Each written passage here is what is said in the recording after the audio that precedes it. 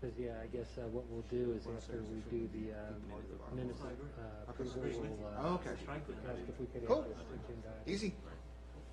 Okay, it looks like the cameras are up. We're just checking that it's loading. Should have said that first. They were not up. Oh, sorry, I'm sorry. Didn't want you to think of it. Looks like you're good. We're good? Okay, yes. Okay, it's time to get this meeting started. Call to order, please. Roll call. Schneider, Here. Fasanella, Here.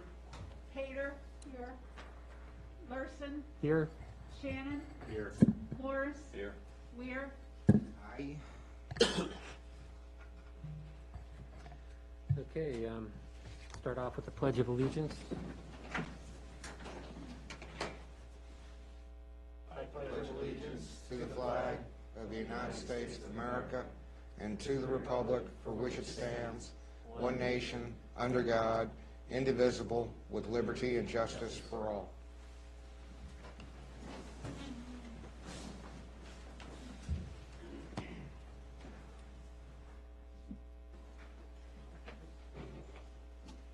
Okay, we'll start citizens' time. Good morning, everybody. Mr. Mayor, members of council, chief.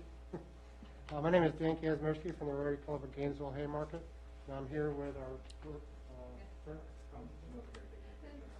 our current president, Doug Burham, and our chairman for the Flags for Heroes project, Dr. Shannon Heath. This year, the Flags for Heroes program was originally scheduled for Memorial Day weekend in May, but due to the COVID-19 situation, we had to reschedule it to September, the Labor Day weekend this year. Next slide, please.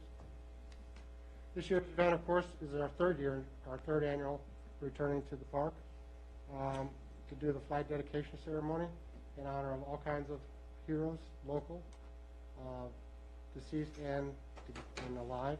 They could be a teacher, a veteran, police officer, even a healthcare worker. We're actually promoting especially the healthcare workers this year and law enforcement. Again, this ceremony will be on September 5th from 9 a.m. to 10 a.m. It will last for approximately an hour. Range of about 75 to 100 folks in there. Next slide, please. What we do is, starting Friday the evening, or the 5th, 4th, from 4th to the 8th, we put the flags out in the park. We separate them so they all don't touch each other, and we let Sunbelt Rentals gives us lights so they're properly honored all night long from dusk to dawn. The Haymarket Police assists us with turning on the generators and turning them off every year, and we ensure the lights don't bother the neighbors around the park, and none of the directionals from the telescoping lights are offending anybody. So we tend to every once in a while. Over the years, the pattern has grown. We started with 50 flags, with 75 flags, and this year we'll be doing 100 flags.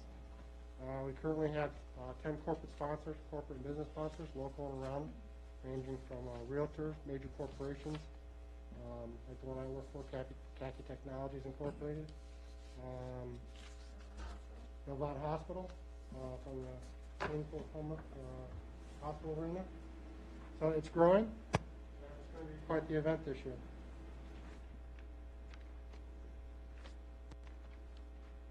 Next slide, please. You can see where this is how the flags are displayed during the day. Next slide, please. What we do is we do a very respectful ceremony. Last year, you can see we started off with the ROTCs from Battlefield High School. We used the junior ROTC team to post the colors. And next slide. We have a person who sings the national anthem for us this year. This year it's going to be from Battlefield High School. He's going to sing for us. Next slide, please. And our benefactor, thanks to the chief of police, is Meg, making everything good. He immediately jumped into our project and recommended Meg, who works for the Fairfax County Police Department Victim Services Division and the INOVA E-Wake Forensics Assessment and Consultation Team. which helps sexual assault victims, providing them the various needs, physical needs and emotional needs, all kinds of stuff for various sexual assault and domestic violence cases. It's a very worthy cause that we're promoting and as our benefactor this year. Next slide. So we try to involve the community. I'm hoping, Mr. Mayor, that you will join us at the event. But we have district supervisors. Congresswoman Wexton was able to attend last year. And as of recently was still a temporary yes. So I guess all of that's going to depend on our COVID situation this year. Next slide, please, Chris. And again, Chief Lance helps us so much with this. As we want to honor all these people. So we have a roll call for them. The fire chief has helped us out as well, so they can split the duties and not have to stand there reading 100 names alone. Next. Prince William County's official bugler is Donna Flory. She is a member of our club. She has called the event to order. And then last year, another club member also is a trumpeter. They had a wonderful rendition of Echo Taps. So I think anybody who was there weren't too many dry eyes after that. Next slide. So this was last year. We could all be nice and cozy. This year, the plan is to provide some Facebook Live so we can get a live stream for people who are not comfortable attending. And then, because we do have the space in the park, we can really socially distance the chairs and then let nuclear groups come together as they would like. We'll also ask that everyone, even though it's outside, still wear a mask and protect each other. Next one. So we do try to have a little bit of time after the ceremony. People are given placards with their honorees. They can go out and select a flag and attach the placard. We try to have some light snacks, so they can have a bottle of water and a donut, visit, talk about their family members, their heroes, visit with our dignitaries. Last slide. So that's pretty much our plan. We did put together a little booklet from the last 2 years, and with that, we'd like to present this. If I can give this to you, Mr. Mayor. Thank you. You guys can have it here and check out all the different events from last year and 2 years. Do you have any questions? Mr. Mayor. Yes. Thank you, and thank you for your continued support. How can we help? Having flags and being there. I think that's going to be our biggest thing, whether you're there in person or you can live stream in. We want to honor our family members, our nurses, doctors. Is there any volunteer work to be done leading up to? We're going to be drilling holes in your park here pretty soon. There's 100 holes that need to be dug, and that ground's pretty hard. So we do place PVC pipe guides in the ground, generally the weekend before, so then we can place the flags. And then when the ceremony is over and we clean everything up on Tuesday, we'll pull all of those. So we aerate your lawn for you. But if anybody would like to come join us. Will the timeline of that be conveyed to our staff, so at least we can know? We keep Chris informed. Okay, cool. Of what's going on. We'd like to get access to the house again, to stage the flags in there the night before. Okay.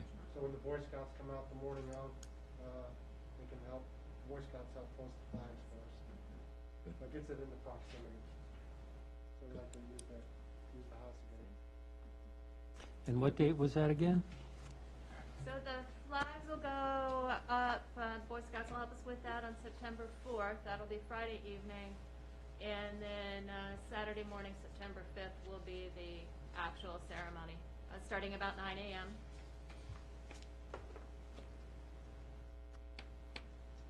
How else are you listing sponsors? Just through the website, or how else are you posting social media? Yeah, we've been using social media, our ghrotary.org site. Okay. We're doing that. We use mass email distribution.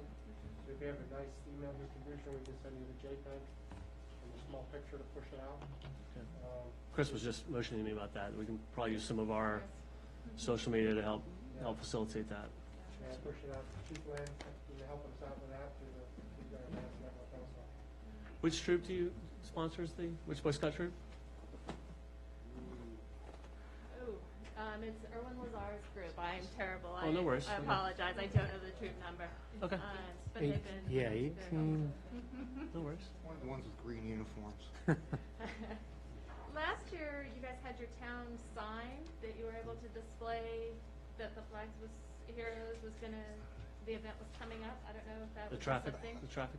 The traffic flashing one. If that's something we could have out there to Sure, let the one of the event community know. signs, do at each end of the town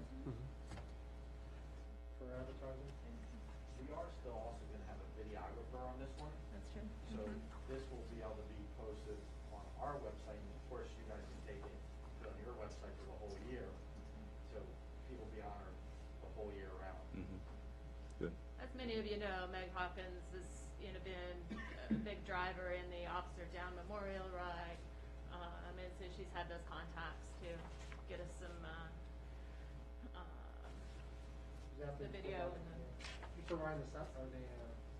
Yeah, we'll have a bagpiper this year.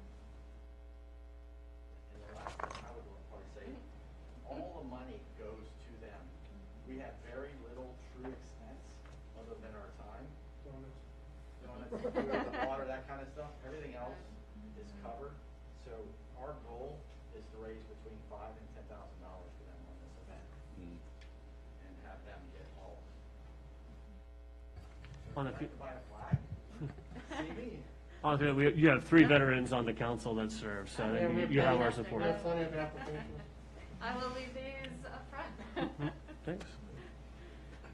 Or leave them with you, Chris? Where's the, would you? Thanks. Thank you all so much. Thank you. Cool. Thank you.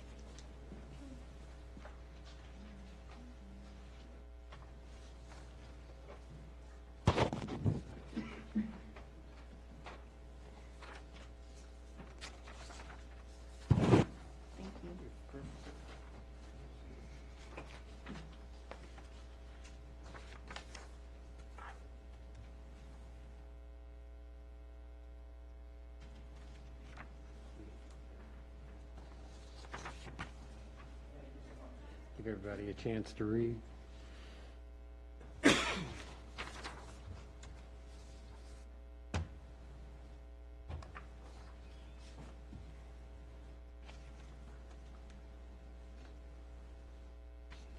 Okay, anyone else for citizens' time?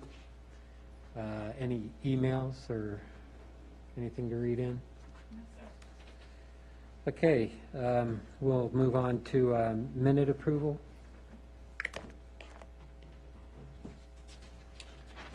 Get to look at you two the best, right? Since you were there at the minutes, you were there at the meetings? Ready for motion, Mr. Mayor? Yes, I am. Motion that we approve the minutes approval for the joint public hearing, Planning Commission and City Council for June 29th, as well as the Mayor and Council continuation meeting on June 30th, 2020. Got a motion? Second. Got a motion and a second. Discussion needed for it? Okay, we'll put it up for a vote. All in favor, say aye. Aye. Any opposed? Any abstain? Abstain. Okay. Now, before we move on, Councilman Morris wanted to add an agenda item for further discussion. I guess I'll let you mention the agenda item you want to add. Thank you, sir. If it's okay with the council, I would like to review the policies regarding the expenditure of town funds that we approved during our first meeting. particularly concerning public safety purchases. Are there any objections? Thank you. So we'll add that as agenda item, I guess, 8.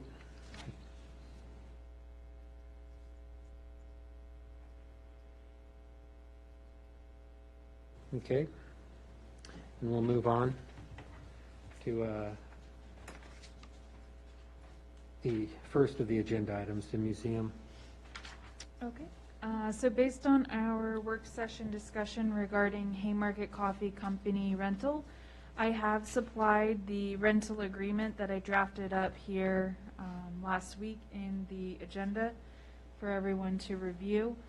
This is just a general rental agreement that we adapted from when I had artists in the space, and they had kind of a contract agreement. So it was very similar. We did add some more information in here regarding exactly what Haymarket Coffee would be doing. So if anyone has any questions regarding that agreement, I'm happy to answer that at this time.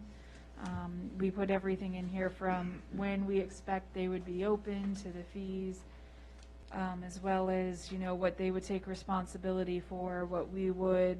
I laid out very clearly, I think, the layout and how I expect that to go. So basically, I will have a layout planned and a display, and then they will present what they wish to do with the layout, and only upon approval from town staff will we do any changes.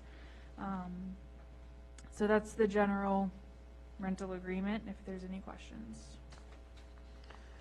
Okay, before we start discussing this, I wanted to make sure that I revealed my association with this group. My wife is best friends with Chris Morin's wife. So I can comment, but don't expect me to do any voting if there's a tie, for a tiebreaker. Okay, thank you. Bob? Mr. Graham, have you reviewed just the form and sprinkled legal holy water on it? Yes, sir. This, I'm assuming you will if instructed, just Yes. perfunctory? yes. Yes. No, I was gonna concur with that. I think we, just bless it. Content and form, right, it's typical, and signature. Martin, just so you know, it is one of we had you review the artist one, I think a year and a half ago. It is the same format, but I'll send it to you of the updates.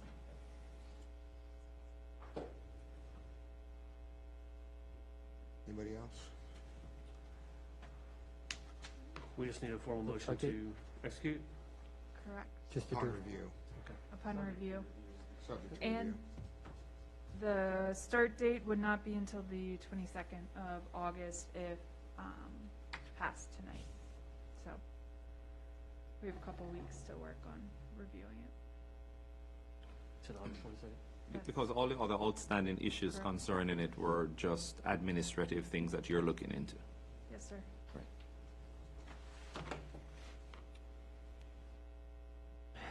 so do we just need a directive on this one? Or what do we need? Need a vote on that one. Need to vote? Yes, I'd take Marshall. a stab at it. I would move that the town council execute a lease agreement with Haymarket Coffee Company per the terms outlined in the council packet and subject to the town attorney's review and either endorsement and any changes as agreeable to the leasee. That would be effective August 22nd, 2020. Nice. Okay, you got a motion and a second. Last chance for any discussion. Okay, put it up for a vote. Is a roll call needed for this, or? Schneider, Aye. Pasanella, Yes? Hayter, Yes. Shannon, Yes. Morris, Yes. Ware.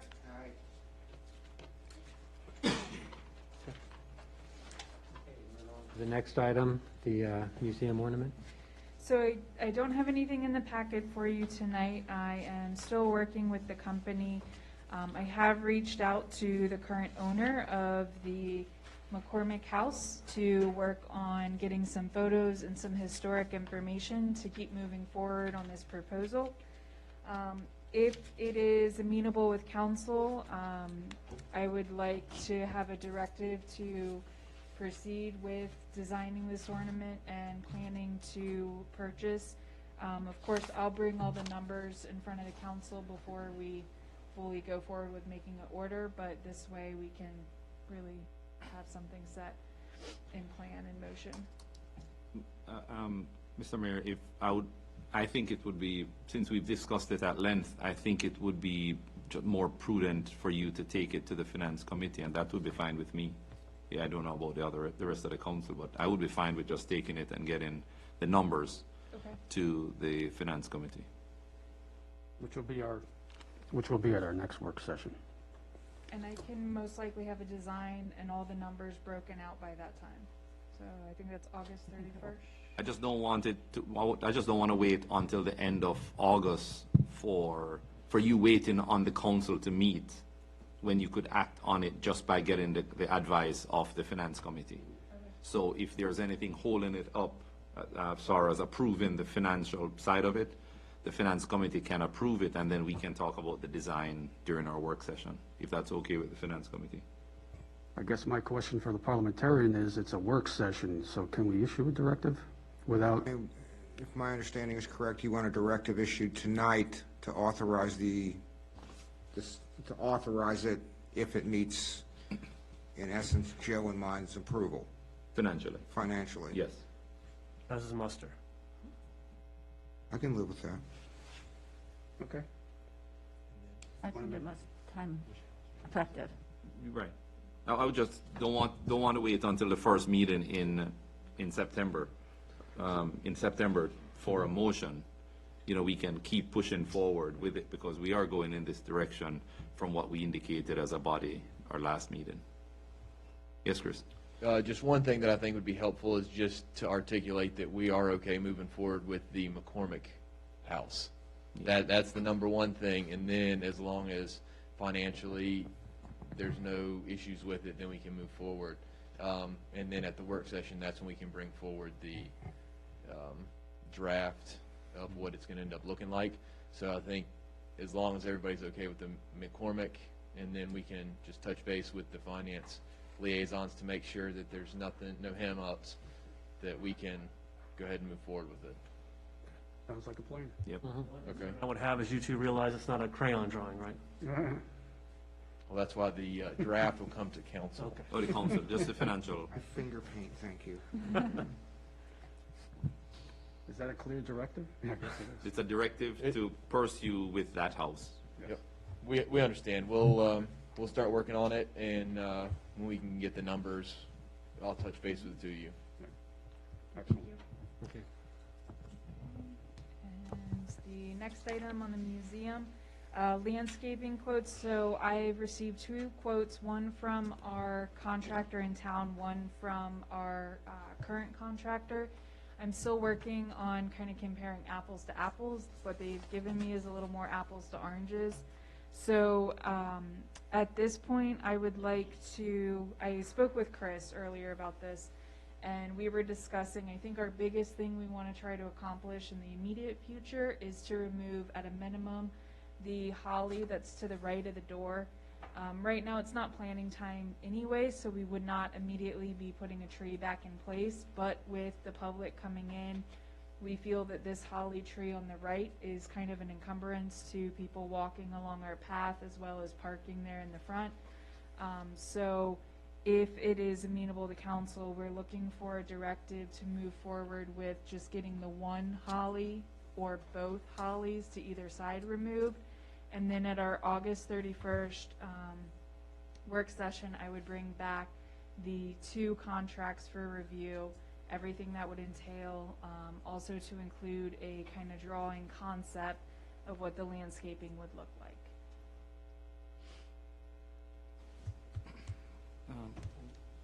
Go ahead. Oh, thank you. How does this impact the coffee company? I would say it wouldn't impact them.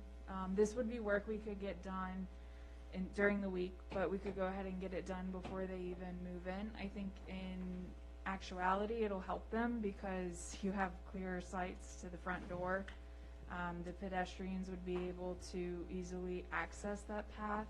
People coming from the parking lot would have an easier time walking around. Right now, that one holly tree encroaches into the first parking space, so it makes it a little difficult to kind of get around there. And then our long-term goal is, of course, to replace the trees with something that'll stay a little bit smaller over the long term, be a little less maintenance, stay off the building, and just give it a better curb appeal, so it's not dwarfing the architectural features. Yeah, and I'm assuming this is too big to salvage, right? It would pretty much be just taken down. Yes, and this is also something, it would just be a couple $100 to remove these 2 holly trees.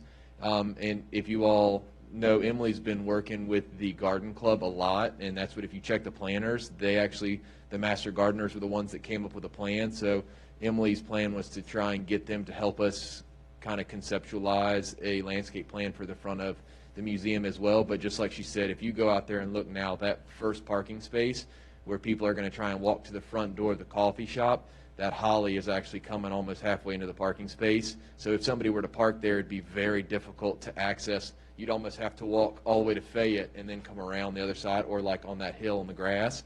So I think it'd just be advantageous to clean that up, and then we can move forward from there. And I mean, like I said, we've already seen in the planters how skilled the garden club is, and I think they would be willing to continue to help. So that's why we want to try and take care of this, and then we can move forward. Does that include grinding this, Tom? Yes. Marchand? If you were to look at the pictures of that facility over time, there wasn't a lot of landscaping. It was really utilitarian, and obviously kids do not play well in formal landscaping. So I think with the garden club, something that's not period specific, but something more native, low maintenance, and perhaps not as intricate to maintain is probably preferable.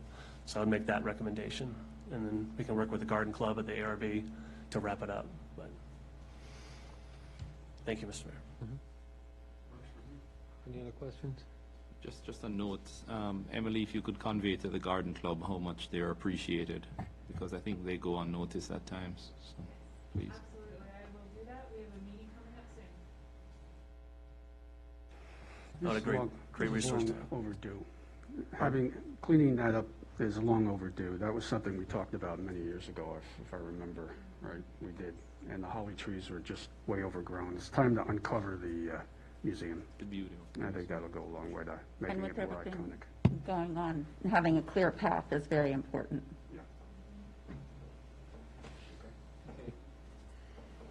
So you got an understanding of what's needed then, right? Yes, sir. Okay, that's your directive. Move forward. And my last item for the agenda is the Prince William County Railroad resolution. Per our discussion last week, I did add in, time flies.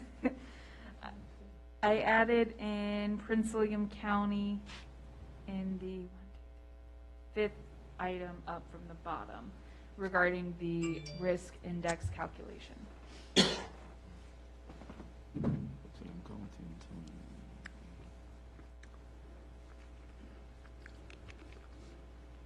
I'll make a motion that we accept resolution, endorse Prince William County's application for the Route 15 improvements with railroad overpass project to the Smart Scale program for state funding from the Commonwealth Transportation Board.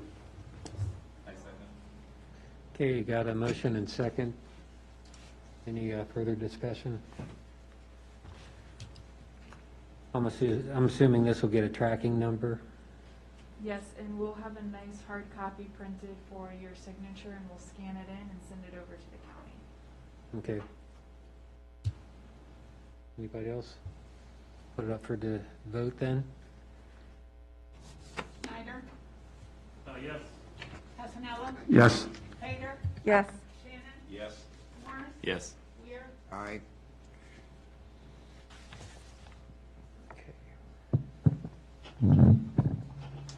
Now we'll move on to the CARES Act Oh. options.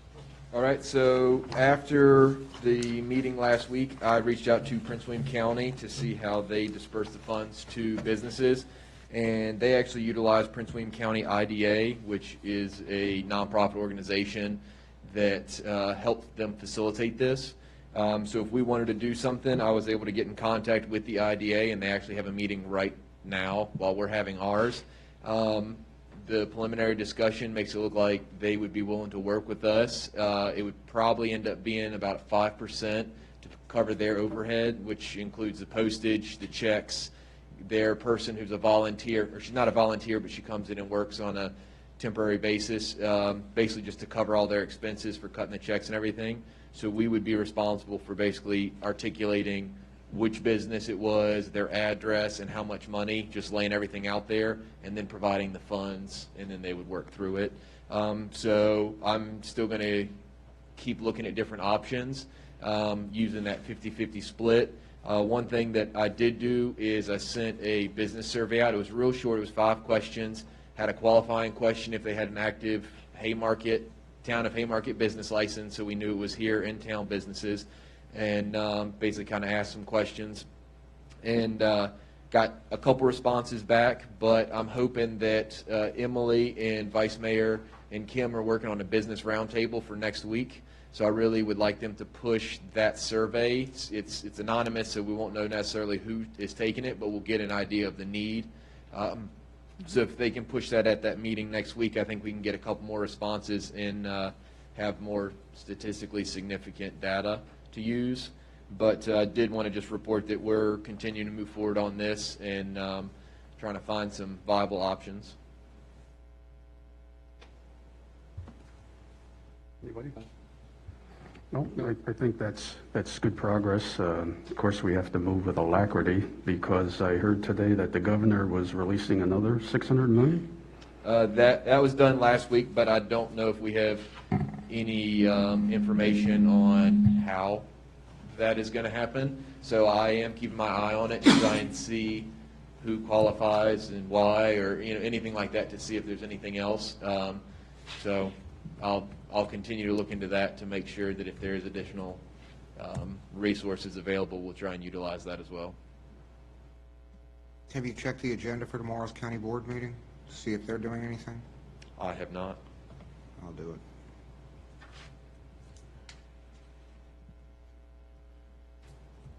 And I'm sorry, what the first part of your intro was, who's helping us administer? The Prince William County IDA. Idea, okay. Is that? Oh. Excuse me.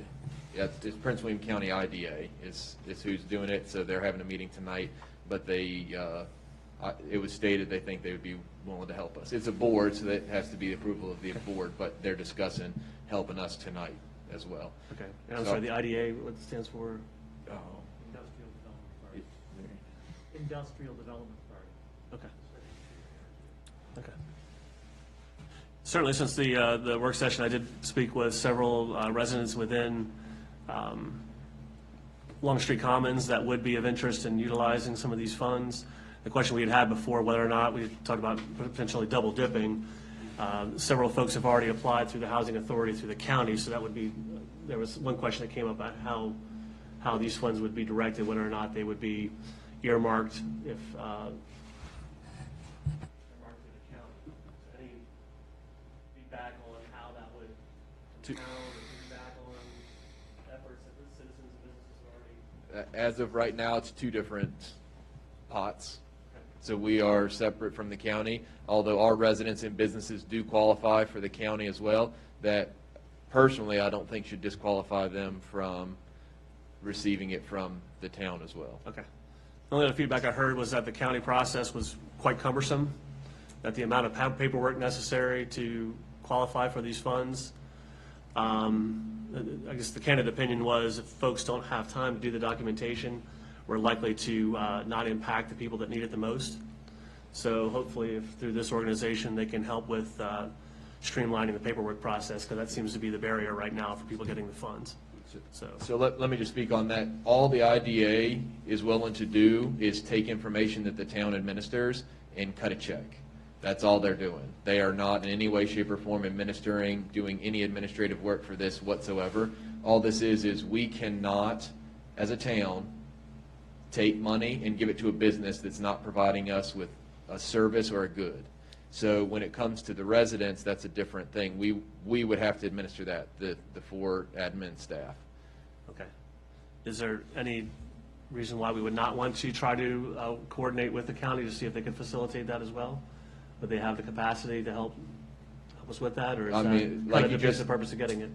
Like you just mentioned, their process is very cumbersome, Okay. so it would just be their process. Okay. So all we would be doing at that point, to my understanding, would be providing the county with some additional funds and hoping they would reserve it just for our residents. Maybe I misstated that. If we get familiar with how they've administered it, maybe we can mimic that but try to remove some of the barriers that they're dealing with. So, I did want to have a follow-up question to last week with the businesses having to go through a third party that administers a business. That is unlike some of the other jurisdictions. With Martin here, is there a way to try to elaborate on why? It's okay. I was going to say Virginia is a Dillon Rule state, and it does not allow town businesses or town councils. Actually, here, I'll let Martin speak on it. But this has been my experience to date that jurisdictions have been utilizing it without that. Well, so I reached out to Prince William County, and that's what I said. They're using the IDA, which is a nonprofit, to disperse the funds. Thank you. The issue is what you have. Isn't it on? Yeah. Might have to get a little closer. No, it's off. Okay. There it is. Is that better? There you go. Okay. So the issue is, who do you have the power to give money to? You have the power to give money directly to a charity. The charities that you can give money to are listed in Virginia Code Section 15.2953, and there's a bunch of different categories. But for businesses, if you want to give business relief by direct cash payments, the only way to do that is through a donation to an IDA or EDA. IDA stands for Industrial Development Authority. EDA is Economic Development Authority. They're basically the same thing. They're or to a Chamber of Commerce that would be an acceptable charity for you to give the money to, and then the Chamber of Commerce would turn around and distribute the money. The ADA or IDA is a political subdivision of the Commonwealth of Virginia. It is created by any locality. It has a board of 7 members that is appointed by the governing body of that locality, and it can make direct cash payments to businesses for to encourage business growth or retention. And I will speak, Roberto actually just brought this up, which is a good point. Some of what different counties have been doing, so for example, Luray, they are making requests to the county, and then the county is the one that is facilitating the payments, but the county is actually doing it through the IDA or EDA. It's just, so when they, in newspapers and whatever, they're saying, oh, the town of Luray is doing X, Y, and Z, giving it to businesses or doing whatever. Really, they're just putting the request into the county, and then the county's fulfilling it. So really, the county's just doing what they need to, which is going through this process. So with Prince William, it was a little different where they gave the money directly to the towns for us to administer. Not everywhere did that. A lot of places, the county just said, y'all have X amount to spend, and then you just put your request into us, and we'll take care of it. So that's one of the reasons why it's a little bit different. So if I can piggyback on that, Mr. Mayor. Mm-hmm. So from what I'm understanding, what Marchant is saying is the feedback that he's getting from the residents is the process is cumbersome going through the county. So I think the question he wants to ask, or maybe I'm putting it in his mouth, is there any way that the town can bridge that gap to help the residents in getting the assistance that they need by reaching out to the county? And I think it's unfair to say that they shouldn't double dip, because they can't. I mean, if they're going through the county to get relief, maybe they should not come through the town to get relief also.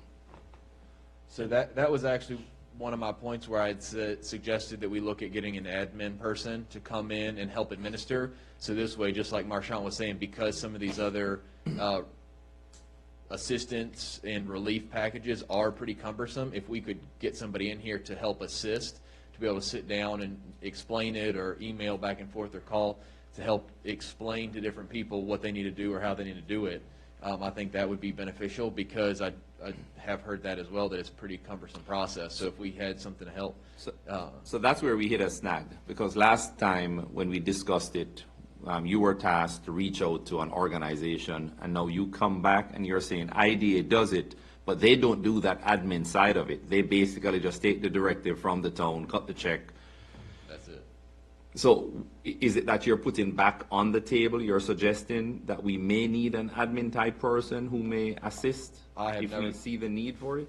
Correct. I was going to say, that has always been my recommendation. I think that is something that we seriously need to look at, because these things and the tracking that is required for them, I understand maybe we can be a little less cumbersome than the county, but there are reporting requirements and reasonings, and we have to show why we gave this money out. It's not a blank check that we can just write for whatever reason. So we have to be able to get that information. And on top of the workload that has already been provided, that's where I think that additional admin person coming to help. However, I have reached out to the county and some other, we actually reached out to Mr. Shiro to see if he was interested. And he actually brought up a good point. This wasn't a thing March 1st. So trying to find an expert on CARES Act or COVID relief, you're not going to find an expert. Which is why when you suggested it, the comment that came back was, who were you going to get for $20 an hour? Well, no. So do you still think you could find someone at $20 an hour? I don't know about $20 an hour, but I think you should keep it on the table and seek advice from the council if they still want to go that direction, so we can discuss it. Because you are correct, putting that burden on the staff is unfair. Yeah. Bob, you have a comment? Two things. In going back through the Treasury guidance, it would appear that the cost for that additional admin for the to administer the program would be an acceptable reimbursable cost. So if it's $20 an hour, $30 an hour, and we have a need to fulfill, particularly with respect to the local residents, then I don't really see an issue with that. The question is, do we have any real local need? And I don't think we've come to any sort of any firm knowledge of anybody that needs it or anybody that's requested it. Now, maybe we haven't done enough outreach, but I think goal number one has to be determine what the need is. The other thing is, we're going to have to deal with this because they are dealing with this tomorrow at the county level with respect to the second tranche of funds. Whereas on July 28th, 2020, the county was notified by the state that its second tranche of coronavirus relief funds would equal the initial allocation of $41 million and some change. So we're going to be looking at a similar disbursement for the second tranche that we got in the first tranche. So we're going to have even more money out there to use or lose. So if it means getting an administrator to administer the program, whether the program fails or not, I think we should probably go ahead and pursue that course. So Yeah. I think with an administrator, we have the opportunity to find more people as well. Right. So Yeah. I would suggest we find somebody with see if this makes any sense. Have somebody with some experience with respect to administering social service funds or that sort of thing. Human services experience. I'm sure there's somebody out there. I'm sure the county could. In fact, the county might even be able to refer us to a 501c3 that might be able to help with it. Specifically the Human Services Department. Sorry. Just two quick things, Mr. Mayor. So this is cost reimbursable from the CARES Act that would be paid for? Yes. Because I agree that it's a good idea. At what point in time, though, once this program is done, that person would no longer be employed with us, correct? Correct. That I would would be their sole probably, purpose. It'd be contractual, right? that's what, it would probably be a contractual, yeah, similar to how the county's doing, and it would probably terminate right before the end of the year. And I agree with what Bob said about the type of expertise that we need. So, thank you. Just to clarify, Bob, you were talking about potential 501c3, somebody that does social services? If my understanding is correct, the county's running it through the housing department, which is part of their human services division. Right. And if I understood the way they've got the program structured, they are they're racking and stacking lost income, what their revenues were, and then if I understand the program correctly, rather than cutting a check to the resident, they are directly cutting a check to either the utility companies that they're behind on, the mortgage company, or the rental agency. And I guess that makes sense from an accounting standpoint, because then you're not cutting a check to an individual with the hopes that it's going to be used to pay their rent and not, next week's methamphetamine purchase, but it's going directly to The need. the power company, the rental agency, whatever. So is that some of the information that they're gathering, that type of personal information? Correct. Mortgage companies, utilities, and what have you. So they would have all the accounts and all of that stuff, so they could make those direct payments. Correct. Not necessarily 501c3. Right, right. I was just thinking if you could get a 501c3 and they could streamline the process and administer it all in one, that would be great, but I'm not sure you can do that. And I just wanted to clarify, if we were to use the Prince William IDA, it's a 5% cost of what we have available, correct? Correct. Okay. Well, what we utilize for the business, so I mean, if it was $50,000, it's $2,500 is what would end Right. up going to them. And like I said, that's just to cover postage, the Right. checks themselves that they're sending out and stuff. So really, it's just to cover costs. Right. And we can put that towards a person. True. Instead of paying IDA, we would be paying the person who would be doing more work, more research, and probably, as the mayor said, maybe helping us to get these people who may need it. Because right now, that is going to be a big issue, to get the word out that we can offer this assistance to our residents. So I do want to be clear, we will need to use the IDA if we want to give money to businesses. All right, yes. So that is the one thing. So even if we change it from 50/50 to 60/40 or something like that, Or that's 90/10. still that threshold, that 5% of whatever the funds is. And now if it does end up getting doubled, then, that's something that if money is going to go towards businesses directly. Now, if we were going to do something like we discussed, the picnic tables, or just more town of Haymarket advertising or something like that specific for COVID and stuff, that's different. But if it's going directly to businesses, it's got to go through that IDA or another entity that we're able to find. But since they're already doing it for the county, and I do believe they're discussing helping out Dumfries as well, they're going to be the group that probably has the most experience with facilitating getting those checks out.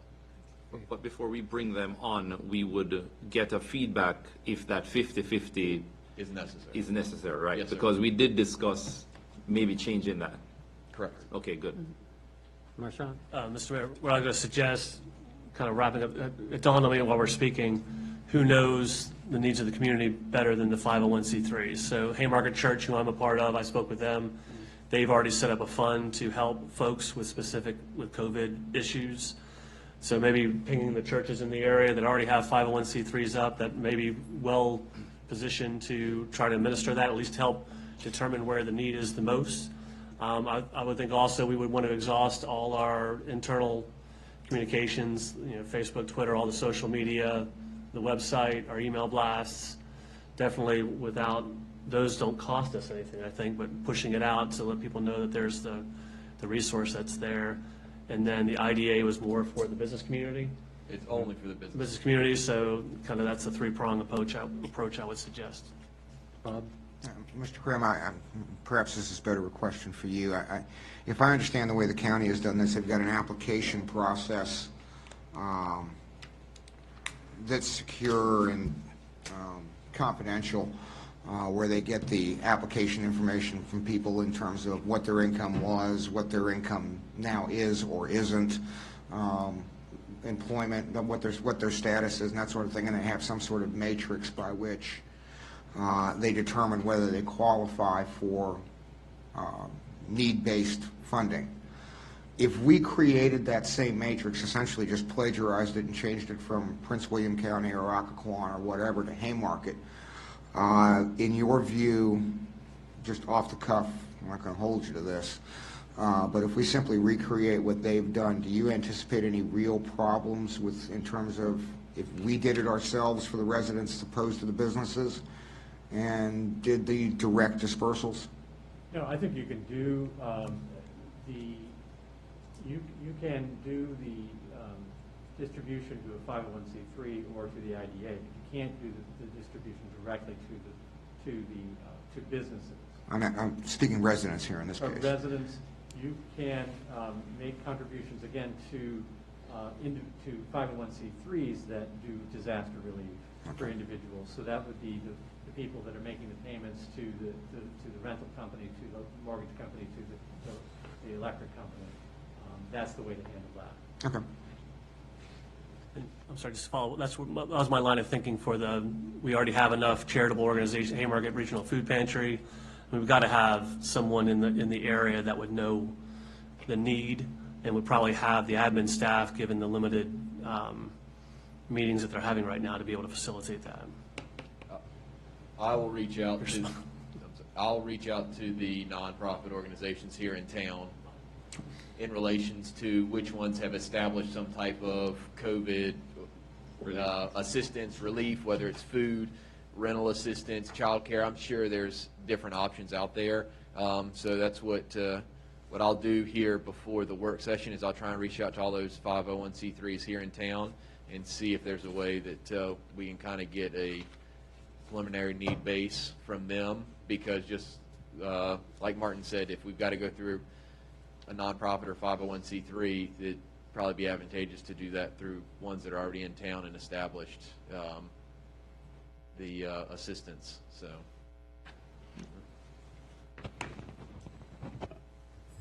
Anybody else?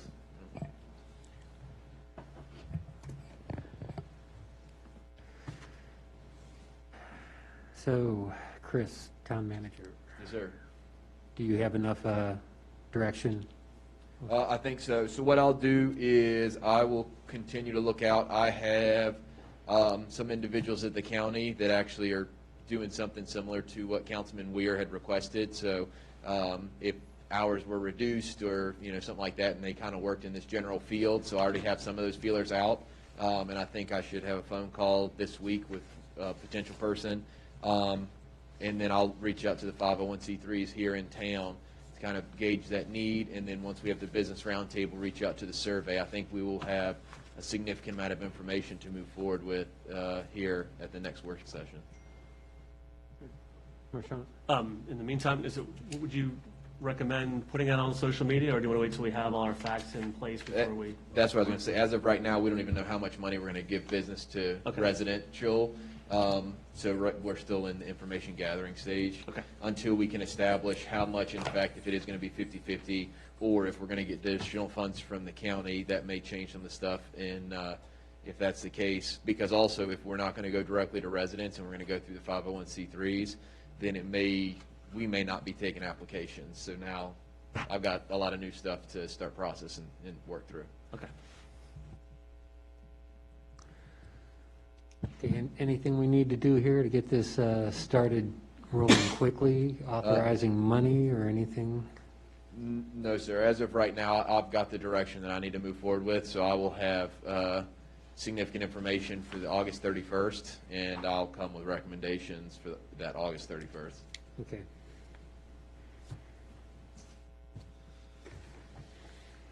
So you're going to come to the work session with a path forward, Correct. and we'll take action the following week. That's what that's the goal. Yes. Okay, great. You got one more question? I'm just wondering if 30 days, 3 weeks from now is too late. Too late for what? Too late to get another directive to act. Because in 3 weeks, you're bringing all the necessary information from looking at the 501c3 organizations, you're looking at what structure they have in place, you're looking at all the information that you just gathered as far as what you need to bring back to us in 3 weeks' time, for us to act on it in a month's time, while we have residents that are on the brink, possibly on the brink right now of defaulting on whether it be payments to rent or mortgage and utilities. In my view, I think it seemed like it's too far away. But I don't know how else to do it, without mimicking the last council and having special meetings. I'm not crazy about having special meetings, but for this situation, I think if there was enough information, perhaps we would want to do that. If it's going to help our businesses and residents, absolutely. I would second that. Time is of the essence. Wouldn't the cost be reimbursable from the funds as well? No, absolutely Admin not. cost? Only something to tried. consider. Because I think even reaching out to the 501c3 organizations, they may not have the manpower in place to do the application process, and then we could take on that admin person that we're thinking about to help all these 501c3 churches, organizations with the process. Even though it may come, they're just helping with the processes, and they're getting the funds from the town to the 501c3, and the 501c3 distributes it to the residents. But in my view, I think waiting another month is too long. Well, let's look at the manager's weekly reports and stay in tune and determine immediately off of these reports whether we can move forward with a special meeting and approve something. Yes, sir. Bob, you had a question? No, I'm good. Thank you, sir.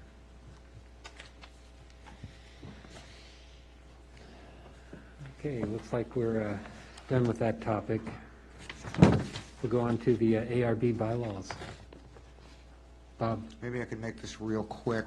I would move that we strike everything, including, starting with the word addendum on page 7 of 13 after Article 12, and adopt the bylaws and rules of procedure for the Town of Haymarket Architectural Review Board as amended.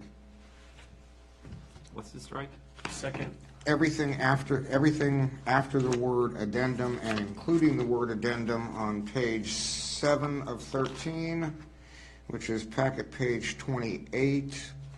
So you would essentially be striking most of page 28, all of 29 through 34 is extraneous to the bylaws. And most of that was pretty much just a cut and paste of the ordinances and codes so that there was reference in the document. Isn't that correct, Marchant? Correct, Mr. Mayor. I think the idea was to highlight or at least by reference, indicate the other factors or other documents the ARB reviews in its decision kind of matrix. Going back through, Councilman Weir mentioned this to me before the meeting. I was going through the bylaws.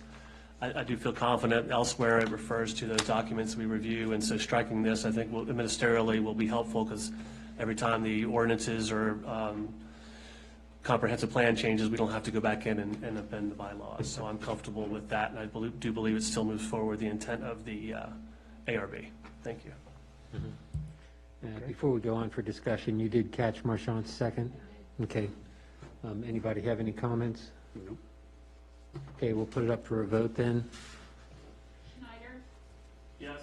Costello. Yes. Hayter, Yes. Shannon. Yes. Morris. Yes. Weir. All right.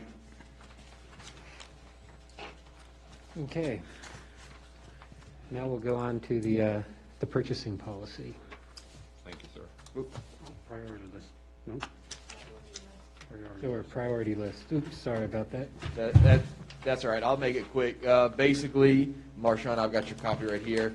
All I've done is I have taken all of you all's rankings that you provided to me at the last meeting, and I put it into the priority list, and I basically just put them in order, so now you guys can see the tier 1, tier 2, tier 3.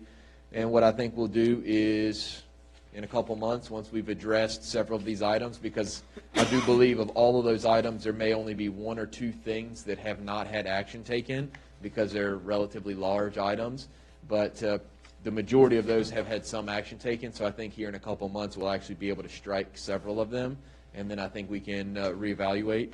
So I just wanted to provide that for you guys. So that is what I will be moving forward. I'll be using this in this priority list. Okay. I do not see the priority list in the packet. I was not able to provide it and get it by Wednesday, so that's why it was not in the packet. Okay, so Kim, could you add this to the packet?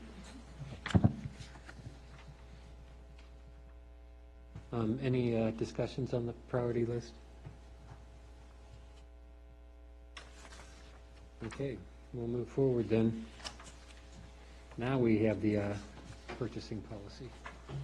Mr. Mayor, thank you. According to the policy that is in place right now, it reads, the town manager and police chief may spend up to the limits described in the attached budget appropriations policy. Generally, the town manager and police chief may spend up to the amount appropriated by the town council for the town and police department budgets. Then the next sentence says, for purchase of equipment, repairs, and other budgeted capital items, the following guidelines apply.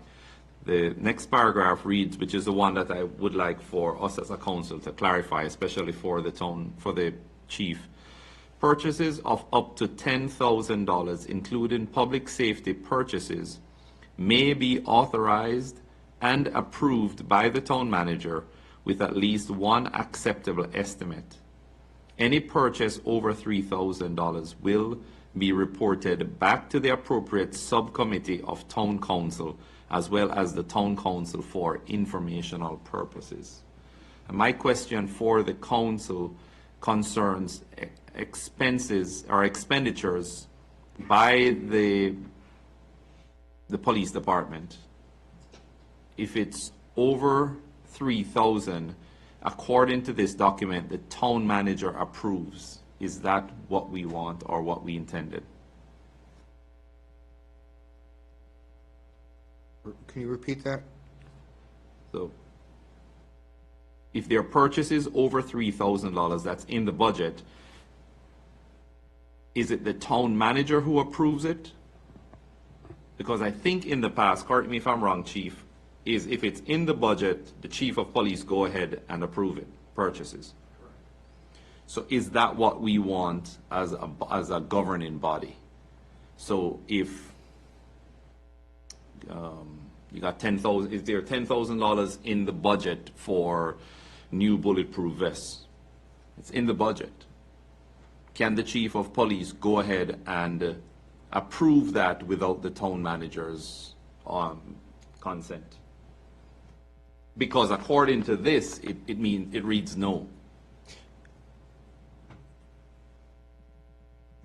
I believe you're correct. The answer is no. I believe you're correct. Okay. I don't have a copy of it in front of me, but That's my only copy. Please return. Mr. Mayor, just for my ignorance, Yes. so in your example that you gave, remind me again, is it what it has to go out to bid At least one bid needs to be provided. over, what was the amount? Over 10,000. Over 10,000, okay.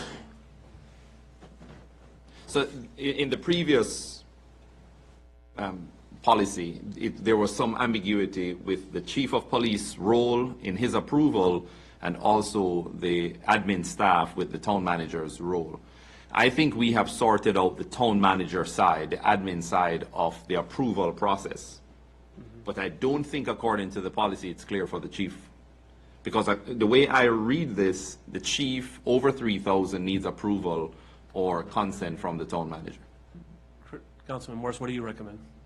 Well, Bob? Actually, it is pretty explicit. Purchases of up to 10,000, comma, including public safety purchases, comma, may be authorized and approved by the town manager with at least one acceptable estimate. That's may be authorized and approved. I suspect you could almost substitute shall be authorized and approved by the town manager in any purchase over 3,000. So the answer to the question is yes, it is restricted currently and requires the town manager's approval under that wording, which we did not touch, and that was the previous wording as well. So I guess the question is, do you want to abide by that wording even though it hasn't apparently been abided by in the past? Does it make good administrative and sense from a fiscal control standpoint? I guess that's the argument or the discussion we'll have to have. But I mean, it quite clearly states that, yes. Councilman, what was the impetus for bringing it up? As I read it, I didn't see a clear indication for the chief because he has bypassed this process with the previous council. Okay. But, sorry, go ahead. Did I bypass that? If it's over 3,000, has the town manager approved any purchases that you've had over 3,000? Maybe I'm wrong. No. I thought you were talking about the 10,000. No. 10,000 is fine. The 10,000 is not an issue for me. The 10,000 that is recorded here, there has to be at least one acceptable estimate. My issue is the 3,000 because right now, if there is a purchase that you have that's in your budget for $4,000, you don't need to go to the town manager to get approval, correct? So I'm not sure I understand everything you're saying. In the past, big purchases like that were broken down in the budget process, and once the budget was approved, then those purchases were made. Exactly. Nothing over $10,000. No. That was always run. So let's forget about the 10,000 right now. The process for the 10,000 is being abided by. If you have a purchase right now for $4,000 coming up, an engine on one of the vehicles get blown, and you need to purchase a new engine for one of the SUVs for $4,000. It is in your budget under machinery.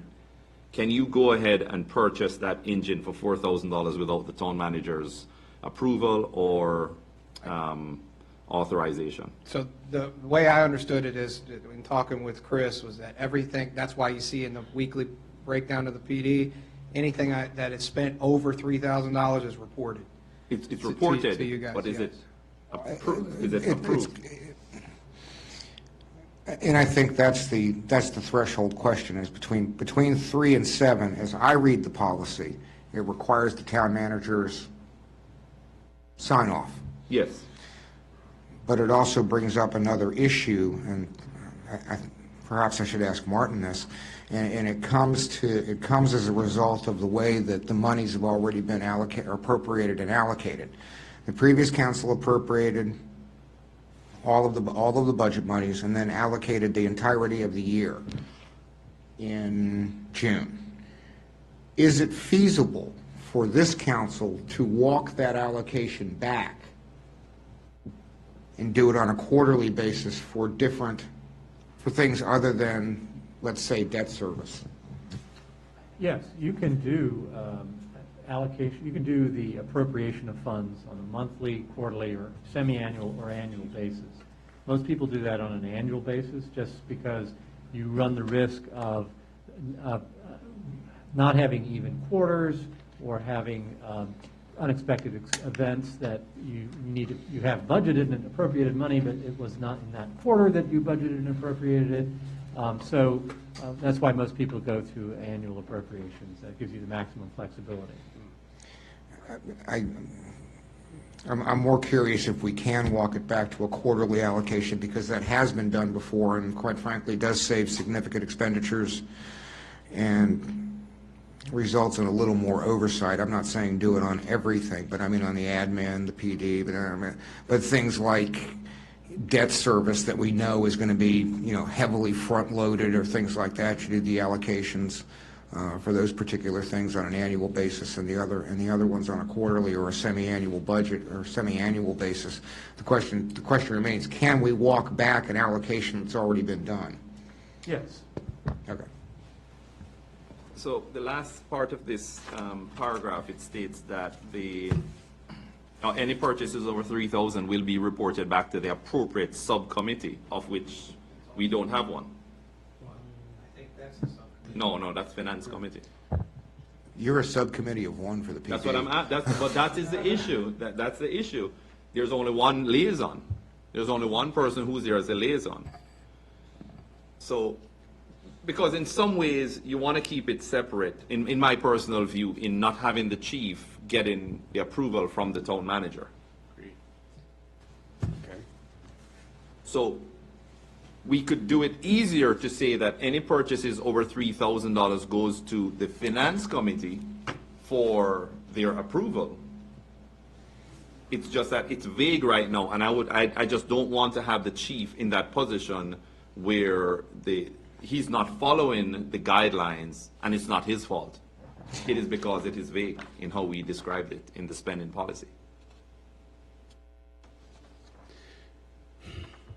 Well, let's be clear. The Finance Committee is really at the work session now. At least that's my understanding. And that's what I asked about at our work session on Monday, so that everybody should be seeing it. So I'm not sure if, we're financial liaisons, but I think when you start talking about a Finance Committee, that's at our work session. At least that's what I'm hoping we're going to do, so everybody's abreast of what the budget is and what the expenditures are. Okay? That's the first thing. I guess you got to go back and look at the policy itself. What's the intent here? What are we trying to do? Accountability. All right, so we want accountability, we want to keep some internal controls on what's happening, we want to make sure we get sufficient bids for anything over a certain amount. So are we saying that the issue is between $3,000 and $9,999? Is No, that I the think- issue? Correct. Then that's the window we're talking about. Yes, correct, Right. correct. Okay. And what you want to do is you want to separate the town manager and the PD because he's got his allocation. And as long as we clarify that, he can do his purchases as he needs to do. That's what you're recommending as a liaison. That's your With recommendation. a check and balance. So what's the check and balance? That's what I need advice And that's coming back to the committee? The work session to talk about it, or? Or I think the check that's in place is if the town manager is required to review it, then that's the check. That is the check right now according to this. Correct. And if that's the will of the council, I'm fine with it. I just want to make it clear so the chief knows, because I don't think it is clear. Then I think we should clarify it. That's the That's what I'm policy. asking. That's the policy we adopted. It's the existing policy that's been in place Since 2014? since 2014. So if that's it's clearly the intent of the policy. If it hasn't been followed in the past, maybe that explains some things. But I have no issue with that going forward. Mayor, I just want to make sure I understand too. My opinion, the chief has his budget that was allocated. My feeling is he doesn't need the town manager's approval to spend that money. Is that where we're at? Coordinate, because he doesn't work for the town manager, and he has his own budget. I agree that over the 10,000, that's obvious, and I understand that. But I just don't believe that the chief should have to go to the town manager to get his approval. Coordinate with him, let him know he spent it. Obviously, it's got to get to our treasurer too.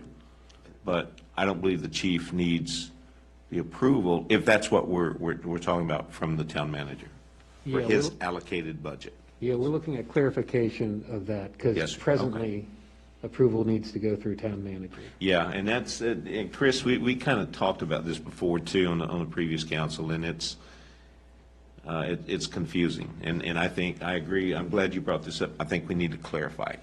So, Because, Mr. Mayor, in the past, it used to be very convoluted, I don't know if that's a proper term, because the town manager was the mayor, or the mayor was the town manager, acting town manager. So whatever was brought to the town manager for approval, in essence, the chair of the council was approving it.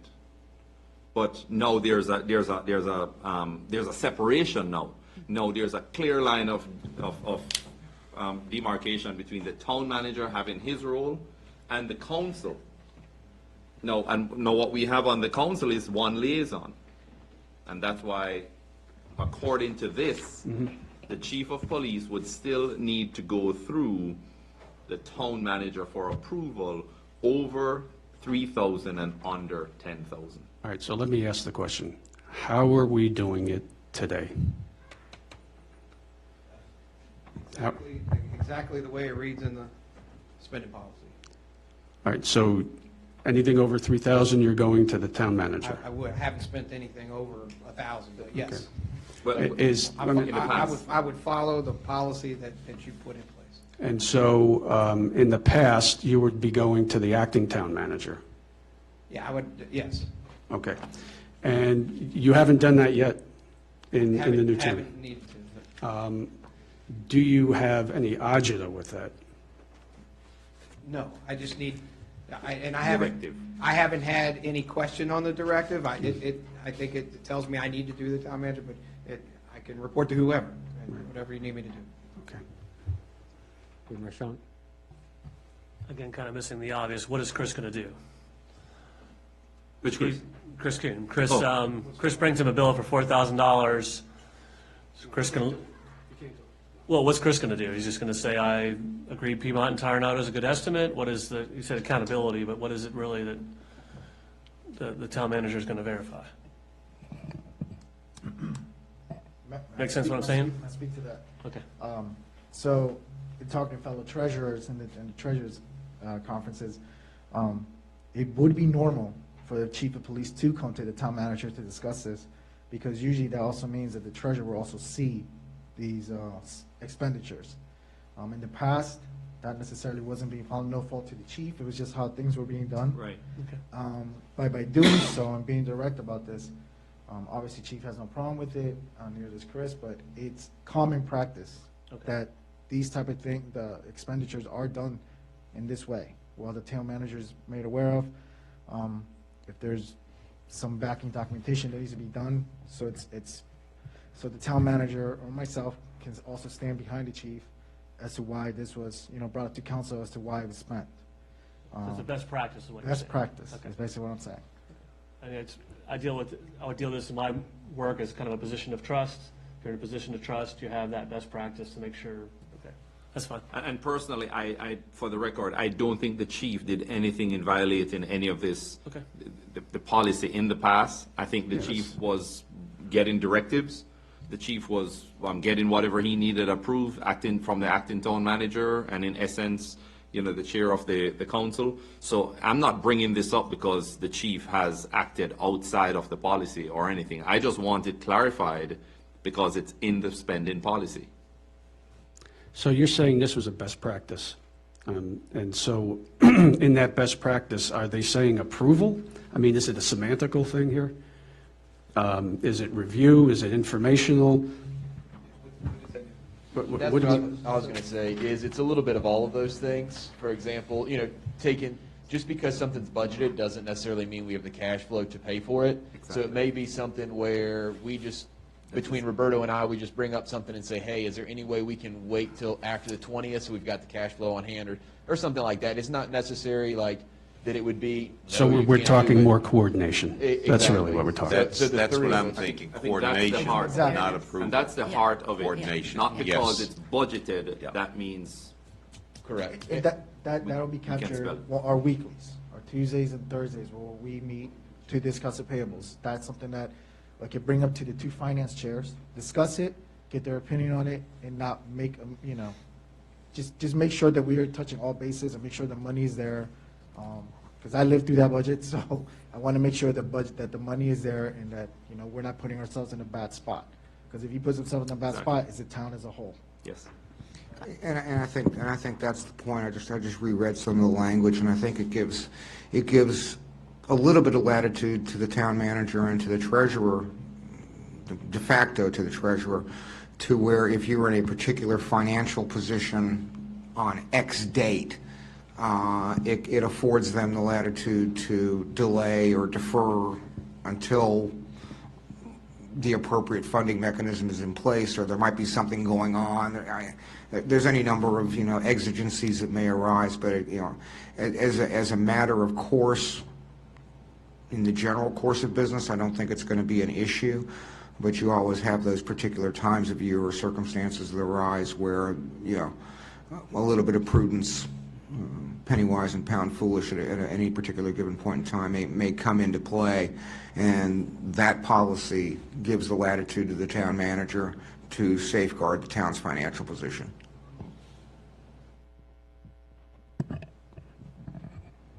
I'm good with it. You good with that? My two favorite words, cash flow.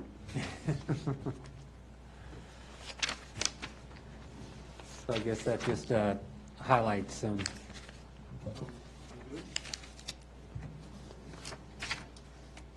I'm good. The directive, as the treasurer just stated, is that it will be brought to the town manager, and Tuesday, Thursday, it would be brought to the to the finance committee for advice, and I think that's good checks and balance. And I do just want to speak on the fact that as of right now, it's pretty much a process we're already doing.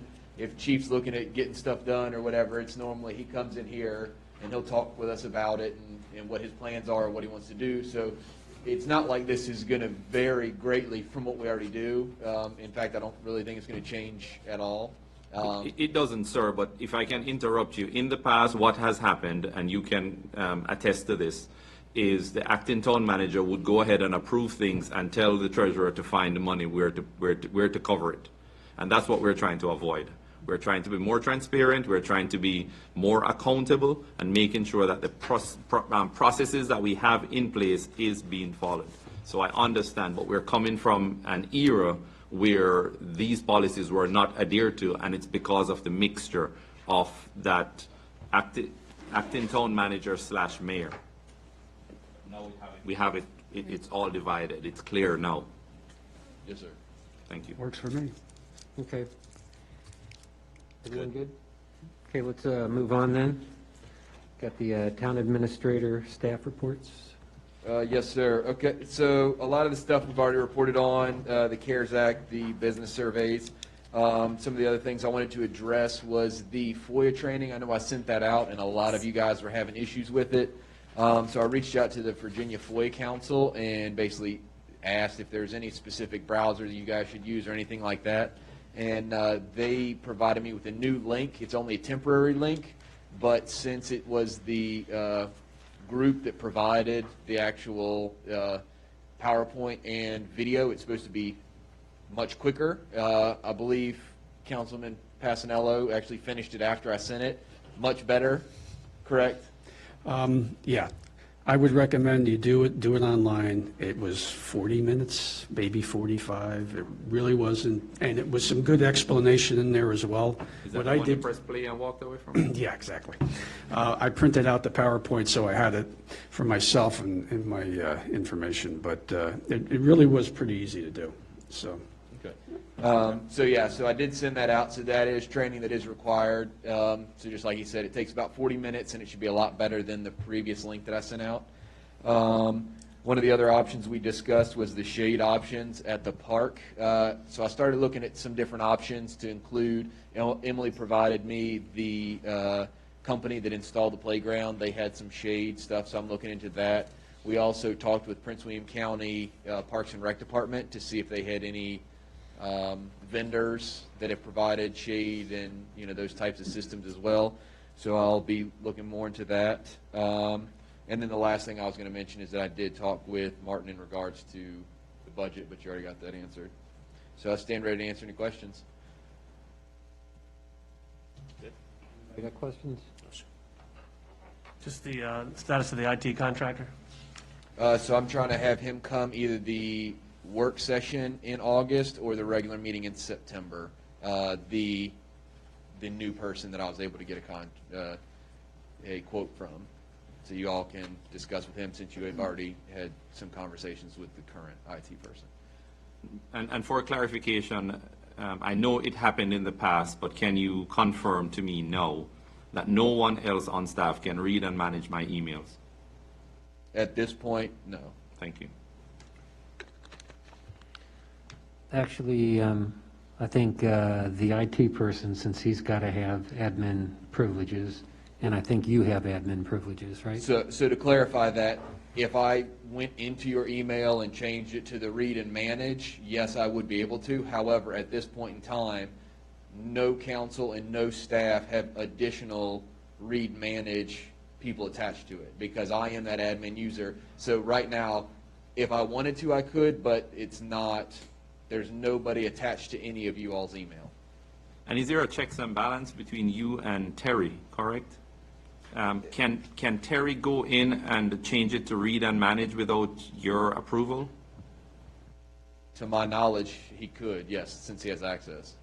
Since he's a global user. Correct, so we both are. I think as a FOIA officer, we need to have someone on staff that can do that, right? Yes. Yes. That's, so you do have that right to do that. Okay, thanks. Do we have an IT policy in place, or IT security policy? Or better yet, do we need one? Well, I like that idea, Joe, if I can interject, Mr. Mayor, Yes. in that if Terry is able to do that, there has to be a policy in place where you are advised immediately that that is being done. So if it's something that we need to pursue to have that policy in place, but Terry should not be, even though he has the global user access, he should not be able to go in and change my email to read and manage without you knowing. Yes, sir. I will look into that and try and find some options, whether it's VML or Virginia Risk Sharing, to see if they've got any draft IT policies, because I think if we do have an IT policy, I'm sure it's from 2014, 2016, and as you all know, it's probably obsolete already. So we'll reach out to those entities that we're part of, and they can provide us with some draft policies, and then I'll be more than happy to share it with the attorney to get approval. And I would like the other selected IT people, if we could talk to them, because I think security is a big issue. We do need to have some type of security audit to find out where we're overlooking things or Where's our missing. risks? Where are our risks? You know, to actually identify our risks, yes. Just for clarification, so when you're talking about you're the IT administrator, the global administrator, is that for the entire network, including PD, or is that separate? So this is actually just for Office 365 for emails, and yes, Okay. it's all emails at this point in All time. right. And that's you and Terry? Correct. how about- So essentially, how it would work is for the FOIA officer, I am able to basically create a search based on parameters that are provided to me. And then once that search has been completed through all, I think we have 52 mailboxes now through just the history of everything. Once that search is complete, then I actually have to request Terry to send that search to me. It's another just level. So then once that search is completed, he sends it to me, and since I have the global access, that's what allows me to be able to read all the emails for the criteria that was requested in that FOIA request. Do we have a confidentiality agreement in that contract with Terry? Yes. Would we know? We do. Yes. Okay.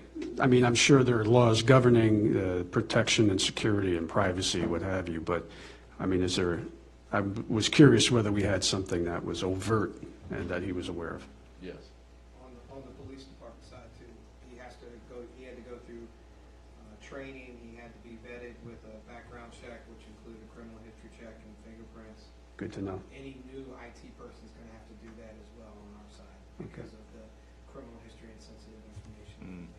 Yeah. Good to know. How about file permission? Do you have administrative rights to all the directory structures that we have in place, even for the police department? I do not. So the way the company drive is set up, they've got very specific folders. So as of right now, I've got access to zoning and planning, financial, and then the general company drive, which is really like admin side.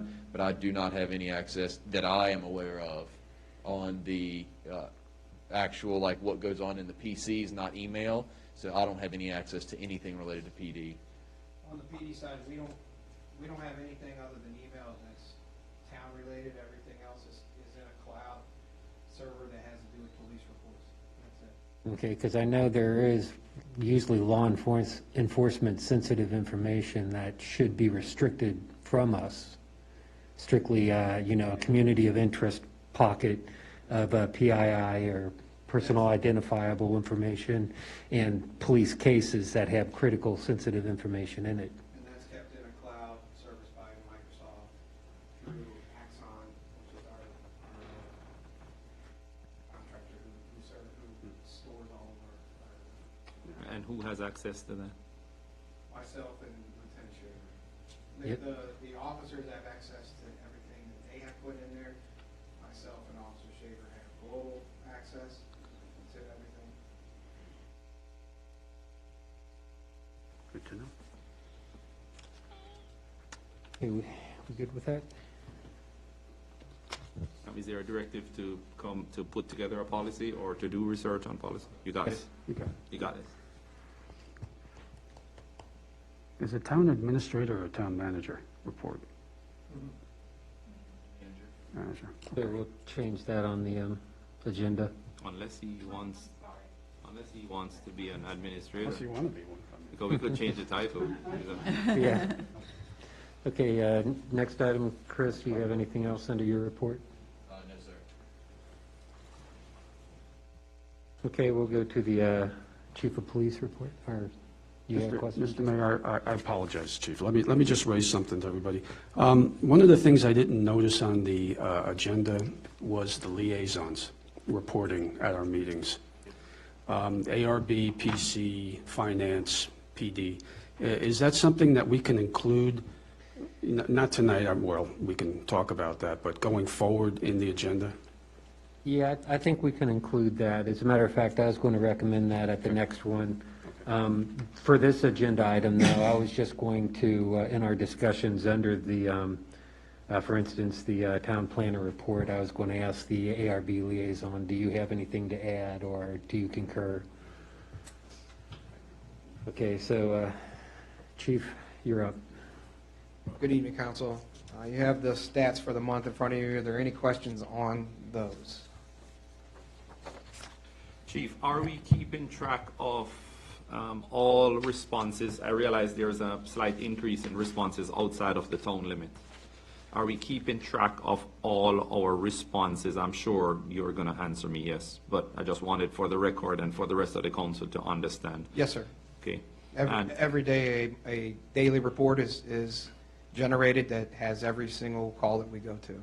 But not just the calls, but how many we go outside of the Yes, sir. town limits? On that report, it states incidents in town, and they listed incidents out of town, and they listed including the minutes that they spend outside of the town, and then also business checks and summonses and Because warrants. that was advantageous when you went to Prince William County PD in getting the Yes. appropriated funds. That was a directive from Councilman Passanello to start tracking that, and we've done that ever since. Okay. Can I ask a question? And is the county aware of all the calls? Do you report back to them through dispatch or whatever if you're getting, outside calls or if you happen to be out? Yes, sir. Normally, we're requested, and it's recorded in their CAD system, and if we self-initiate, then they also record that as well, and then we're always on scene with one of their their police officers unless they're unavailable, which happens quite often. Okay. I mean, the reason why I raise it is because I want to make sure the county's aware of what we're doing outside town to their benefit. That's. We're all on the same radio system. Everybody hears what's All going right. on. Yeah, I forget what the term was. Do you remember? Mutual aid agreement? No, the calls. In your reports, you usually Aided? have No? something, I got to pull it up. Let me see if I can pull it up real quick. Mayor, while you do that, I did talk to Chief, I guess after last week's meeting, about ride-alongs. Under some of the COVID restrictions lifted, I would encourage everyone to try to schedule some ride-alongs. Not had a chance to do it yet, but you find the humorous. Yeah, okay. He told me I could touch the alarm, I could touch the siren, but I'll wipe it off afterward with disinfectant. But it would be, I've not had a chance to meet all the new officers, so that'd be a good way to meet all the officers. So encourage folks to do that as Chief is able to allot the time. Thanks. Okay, yeah, you mentioned in here a call to our duty cell. Duty cell. Yeah. Is that something that's going through Prince William County as well? These No, are the sir. things I want to make sure get perked up, because one of them was off town limits, so that would be a good tick to be putting on Prince William County. So listed in the daily rundown that the officers give me, it states, how many calls came in to the duty cell. And what that is instead of, in the evenings, instead of phone calls going to officers' voicemails, the calls that come into the PD are forwarded to the officer on duty cell phone, so that there is no one, we're not missing a phone call. People are getting police officers answering the phone, even if there's no one in the office. 99% of the time, it's in the county. It's for something that has to do with the county, and then we pass the county's number on to them, and then they call the county for that. Okay, and anything that we do react on, you do report it up to the county dispatch so that it does get ticked in, Yes, sir. right? Okay. Anything we do is reported to whether it's in town, out of town, getting gas, getting the car washed, it's all reported to the county through dispatch. Yes, Bob? One, I'm glad to hear that the cell phones are back in the cruisers at night. That wasn't the case for quite some time. Real brief, could you, I know the new law went into effect where you've got some increased reporting requirements. Time and cost, generally speaking, in the first month? Minimal. Minimal? It's a spreadsheet the officer has. He checks male, female, reason why he stopped them, where the stop was, age, gender. It's just it's a check mark. And that gets aggregated by officer, by department, and then uploaded. The time on that will be when admin staff has to collate all that at the end of the quarter. But we're trying to keep up with that each week so that we don't have to do that. And that is changing on a weekly basis with the state police because they're not sure how to do it either. Again, it was an unfunded. I'm sure they're not happy It about was it an either. unfunded mandate Yeah, that. my two favorite words, unfunded mandate. Yeah, okay. There's one more thing. What do you think we can do about improving the house checks? I mean, that's not your issue. I mean, you're just not getting the demand for it, right? No, sir. And when someone does come in, maybe to help improve would be awareness, maybe putting it out again on our Facebook page, and maybe making that a monthly thing. You checked my house. I did. You had a dog going crazy in the backyard. No, I mean, that's a good. Most residents don't get a direct text, though, hey, are you home because your dog's out? Good for you. That's a good point, because it wasn't until 2 years after I was on council that I realized that the PD. It's a good service. Yes, it's a really good service. I got a phone call, we were away a number of years ago, and some of the kids came up to, I guess, shovel our driveway, and there were footsteps, and Jake was, oh my gosh, somebody trying to break into your house. I mean, but it's good to know. I mean, so it's nice to know that somebody's around. When it does happen, an officer checks it at least 3 times a day between day shift and night shift, and anything that is wrong is reported directly to the homeowner. because they fill out a form that tells us their names, numbers, and where they're going to be. It gives peace of mind. It's a great service, and we should be promoting it as Yes, much sir. as we can, We'll in my view. Write that down, and we'll do that. Really good. I don't see any foot patrols on your report anymore.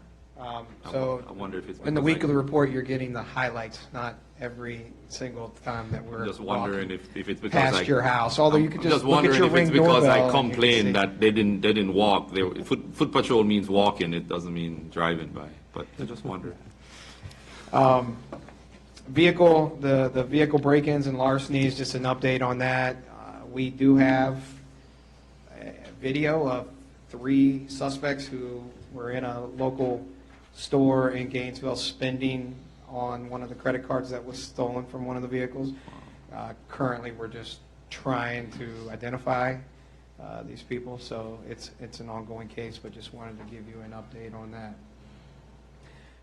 In addition, I did want to talk about, after listening to the members of council discuss the need for budget cuts in a council work session, I spent the week reviewing all that. I did want to start out by stating, Councilman Passanelli, you brought up the civil disturbance gear. Now, as of last week, we still hadn't gotten that gear. If you can imagine, it was a huge demand for that when all the riots broke out. So what I did was go ahead and call the company and cancel the order. All right, so, and then as of last week, $8,468.35 was refunded to the town's credit card, which is what it was purchased on, okay? I ran that through the liaison first. I think that, again, you don't need it till you need it, but again, I don't want there to be a lot of heartburn about what happened a month prior to going out. So if I can revisit that at another time and it fits within my budget, I'll try to do that. But I took your concern, made a correction, it's coming back. Okay. And Chief, before you move on to the next point, that was great initiative on your part. I did keep the 2 pepper ball guns, the $1,500 for those, because those can be used in a myriad of instances and not just riots, whether you have an uncombative subject or a combative subject or a barricaded subject or anything like that. So, Or a councilman that's trying to reduce your budget. I'll bring those next. That's not what they'll be using. Let me ask you a question, Chief, on that. So, because you know my feelings on that. Yes, sir. I support it. You need it. I'd rather you have it, not need it, than need it, not have it. What do you do if somebody shows up out here and you're in a situation where you would need that type of riot gear or whatever? Do you call timeout and wait for Prince William to get here? What do you do? We would attempt to handle it the best we could until Prince William could come and support us. If we needed officers in riot gear, yes, sir. Other than that, we would just try to handle the situation the best we could. I think it's a poor idea to pull it off. Poor idea. And again, that goes back to people not understanding because they haven't served in that role. That's just my opinion, though. Thank you. And again, if that was to be reapproved, I'd be more than happy to do that, but I just pulled it off so it's not a bone of contention. Well, it was never voted on. We never discussed that. Why was it pulled off without it coming to the council? Mr. Mayor? It was pulled off because of the chief's initiative. Pulled it off. And the chief pulled it on. He just said because he heard the words that we talked about before. Why would that not come to us? The chief did it just to keep peace among us. That's piss poor on our part. That should be a council decision. That chief sat there and we're putting him in the hot spot. He told us before he needed that equipment. And if we needed that equipment, if he needed that equipment, he needs it. Yet members of this council says, oh, he don't need it. Because you haven't served in it, you don't understand it, in my opinion. So my question, let me finish, please. So my question is, Chief, do you feel comfortable pulling it off? And I hate putting you on the spot. I need to know that. Because you're the chief of police. Nobody up here is the chief of police. You sit in that, that is your career. That is your job. These are your officers here. If you feel comfortable doing that, I support it. If you don't, I say it comes back to the council, and we as a team, I know what's going to happen, but that should be a council decision. Councilman Shannon, I'd be willing to do whatever it is you want me to do, and it's only a phone call for me to reinstitute the order. However, of the things that I need to keep the residents of this town safe, that's not, as Bob would priority. say, Okay. a hill that I would want to die on, and if that was what I could do to show the council that I'm all on board for cooperation, then that's why I made the decision. Ultimately, it's your responsibility to protect you and these officers. If you feel comfortable with that, I'm fine with that. If you don't, then I'm not fine with So that. part of the decision-making that made me feel comfortable with it is if I had a sidearm, if I needed a firearm, and I don't have time to wait for Prince William County to get here to back That's us my up, point. right? That's my point, But exactly. if I did need civil disturbance gear, then something has gone pretty wrong, and I believe I could hold off anyone until they got here. That's the difference between a firearm and gear that I put on to protect myself. That was, most of the purchase was made because there were riots that were happening. Still happening. And probably will continue to happen. But is that something that Prince William could support us on at this time and still, have some kind of feel-good peace with the council? Yes. We can be supported by Prince William on that. Okay, if you feel There was- comfortable, Yes, sir. then I'm fine. And But I think the main point that you brought out, Chief, is that you're willing to revisit it. if the council would, so, Yes. so this was, I think the heartburn on this was that it was made without the incoming council, and I was even told, this may hurt you in the next budget. So I don't want that to happen, and if if that's something that I can do to help it, that's fine. That's not a hill I would die on. Part of it's you standing up for what you know is right, and it's your job then to convince, I'm already convinced, but we got council members that are not. So it's your job to convince all of us why you need it. So, okay. Bob? To be fair to the chief, and I was only a bystander at the time, my recollections of the events weren't that you necessarily advocated for this in the first place. It was sort of, here, chief, would you like it? Yes, and we responded to Manassas to help out without riot gear. Yeah, I mean, and my recollection of that meeting was, chief, would you like this riot gear? And chief said, well, sure. Are you going to pay for it? We could sit here and argue about the necessity for it from now to the end of time, and I don't think that that's particularly helpful or fruitful for any of us. I'm glad the chief took the initiative to remove it. I have other reasons other than have been stated here, monetary and training and certification reasons that you start opening a rabbit hole when you do that. And if we come to the point where we need it, so be it. I mean, the analogy I would make is, if you look at Prince William County, they have limited riot gear, and it's limited to a particular subset of the force. And largely because of the training costs they incur, largely because of the cost of the equipment, the updates, and everything else, and it's a specialized unit. If we get to a point, and God knows we might, given the way this society is tearing itself apart right now, then we'll revisit it. But I don't want to blame the chief for the purchase of that, because my recollection of it wasn't his initiative. Okay. Also, I reviewed the police department's budget in the areas where, to find and identify areas where I could absorb the costs the cuts, that were suggested in the last work session, and still remain effective and keep the town and the residents safe. I did come up with a spreadsheet that I will pass out to you now.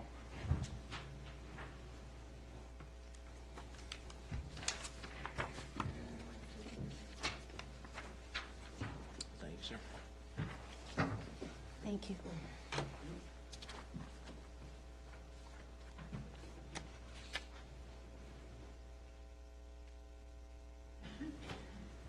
copy was also given to the town manager and the clerk to be entered. The first page is my suggestions. The second page is the justification for the line item of overtime that I had put in for, and the last 2 pages are Councilman Weir's proposed budget cut memo. If you look in the bottom half of the first page, the changes to the memo that Councilman Weir put through were, number one, he had legal services being reduced by $1,000. Again, legal services are a contract that has already been signed for $24,000 a year. That's something that you guys will have to discuss with Vanderpool on that, but I don't have anything to do with that other than that's the contract that was already signed. And then number two, the telecommunications, Councilman Weir had deducted $1,000 from that. I can tell you that that line item was spent right up to the $10,000 mark. It was $10,045 last year. That is for the cell phones for each officer, the Wi-Fi cards that each officer needs in their vehicle to operate the in-car computers, and the internet that services the office. So I didn't want to, if you were to take $1,000 from that, I would need to be turning off a cell phone and a Wi-Fi card. I didn't want to do that. So my solution was I added the $1,000 from both line items, one from the legal services and $1,000 from telecommunications, and deducted an additional $2,000 from the computer and internet line item to add that extra $1,000 from that item that he had cut to make that a $3,000 cut. So I absorbed those cuts in another line item. I also added 2 additional cuts, which was the $1,500 for miscellaneous line items and the $2,000 for the events line items, to take the cuts from $39,000 suggested by Councilman Weir to $42,500. I don't need the $2,000 for events, since we're not throwing events this year. However, I will be putting that back in next year's budget for consideration. But this year we didn't need those. So you can see the breakdown of, so everything that's in this grid is everything that Councilman Weir had suggested, with an additional $3,500 from other line items. Yes, sir.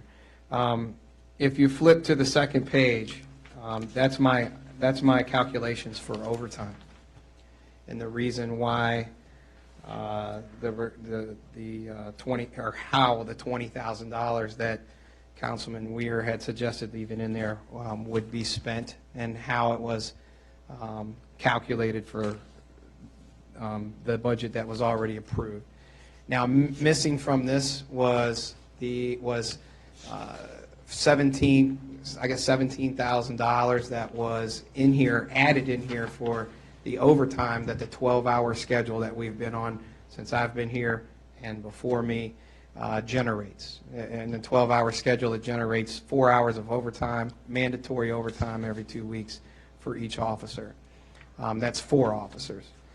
So what I did in order to meet the budget of $20,000 versus $34,000 is redo our schedule and eliminate overtime altogether generated by the schedule.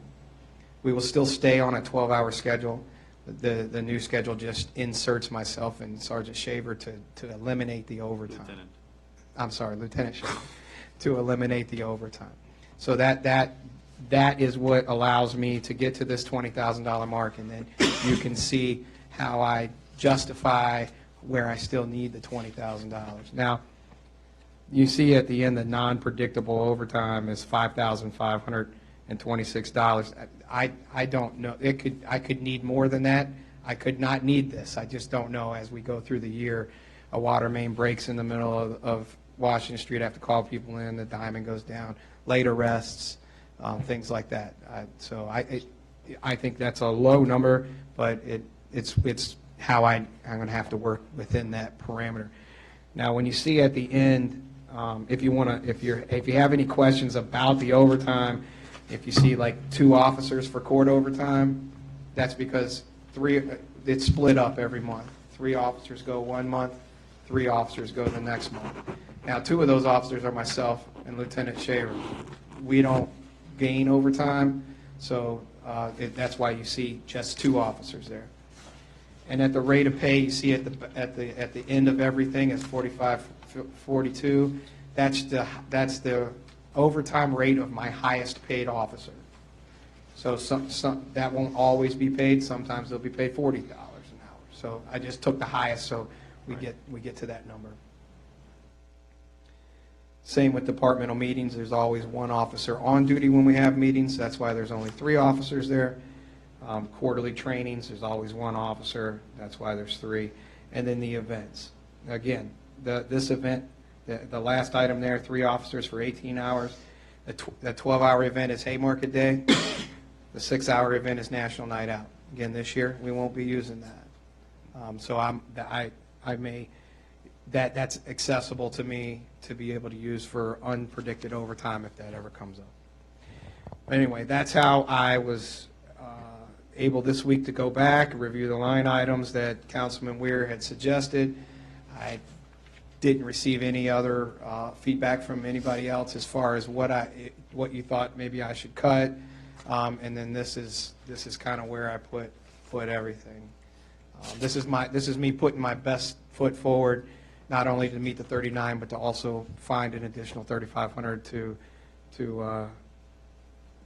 be able to put PD to bed, and you guys can move on to the things other things you want, unless there are suggested cuts in the future that I would need to try to find.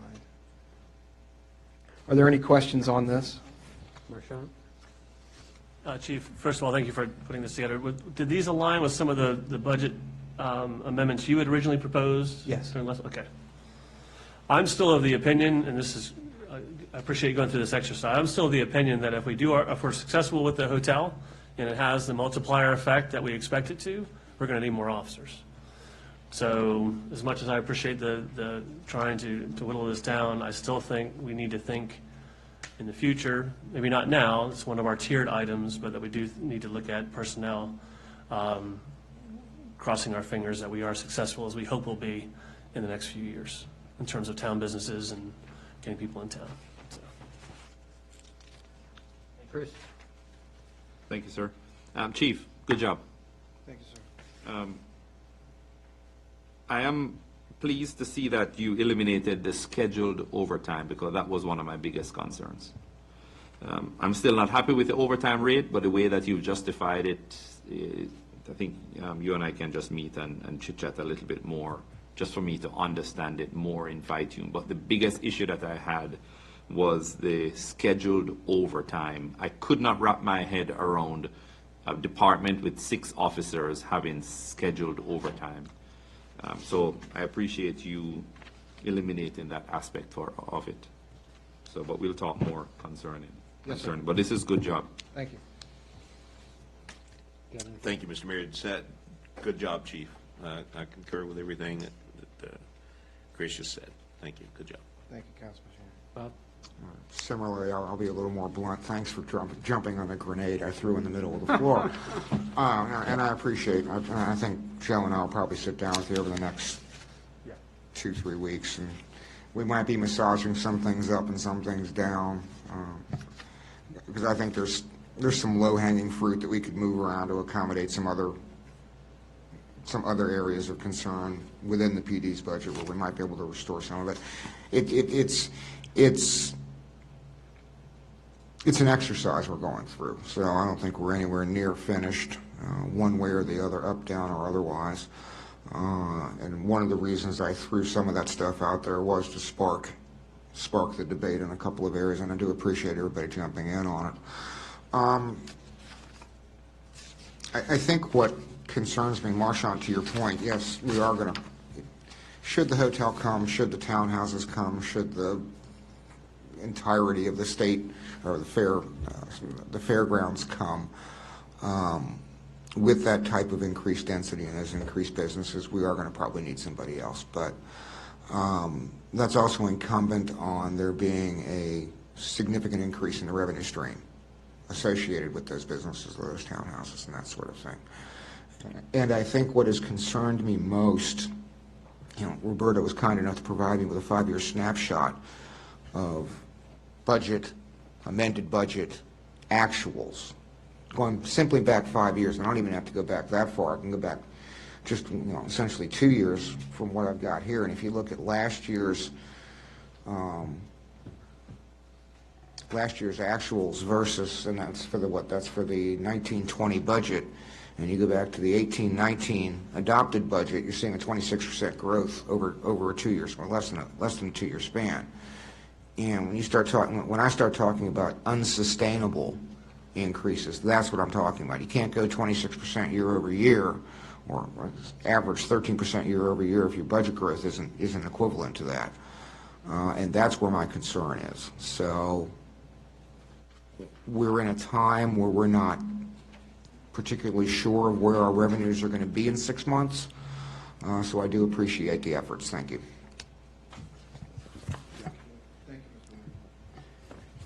Yeah, Kevin, I wanted to say thank you. I think this is a really, really good start. But I also think we're going to have the conversation going forward, like with anything else in the budget. And that's why I said at the last meeting, and I'm not going to belabor the issue, because we had a long discussion about budgets at the last meeting and the vision and going forward, and having the opportunity to review and make adjustments. That's what we do. That's our fiduciary responsibility. But I wanted to thank you for doing this. I think a lot of it goes back to our mission here. As a town, our mission here to keep people safe and what have you. And I think everything has to tie back to that. I'm not necessarily in congruence with the civil disturbance gear, but if you can make the case why, and I would like to understand more so the benchmarking that need. But frankly, the way I see it, community policing is really important. And I think we need to really drill down on that going forward. And I just, we'll leave it for that. We'll have the discussion. I hope we have it at the next work session. We go through the items a little bit more detail like we used to do just with the Finance Committee, so that everybody on this council can see it and have input, rather than just one or two people. So I'll leave it for now, and I just say thank you. I was just going to say thank you very much for taking the time to speak with me last week and really kind of go through some things and give me some insight. So I really appreciated this. Yeah, absolutely. Anyone else? Thank you, Chief. Before we leave that topic, last chance for you, Chris, as a liaison, to contribute to anything that you felt was missed or... No, sir. Everything was covered. Okay. You will have your own line item next time. So. Oh, thank you very much, sir. Okay, so we'll move on now to the Town Treasurer report.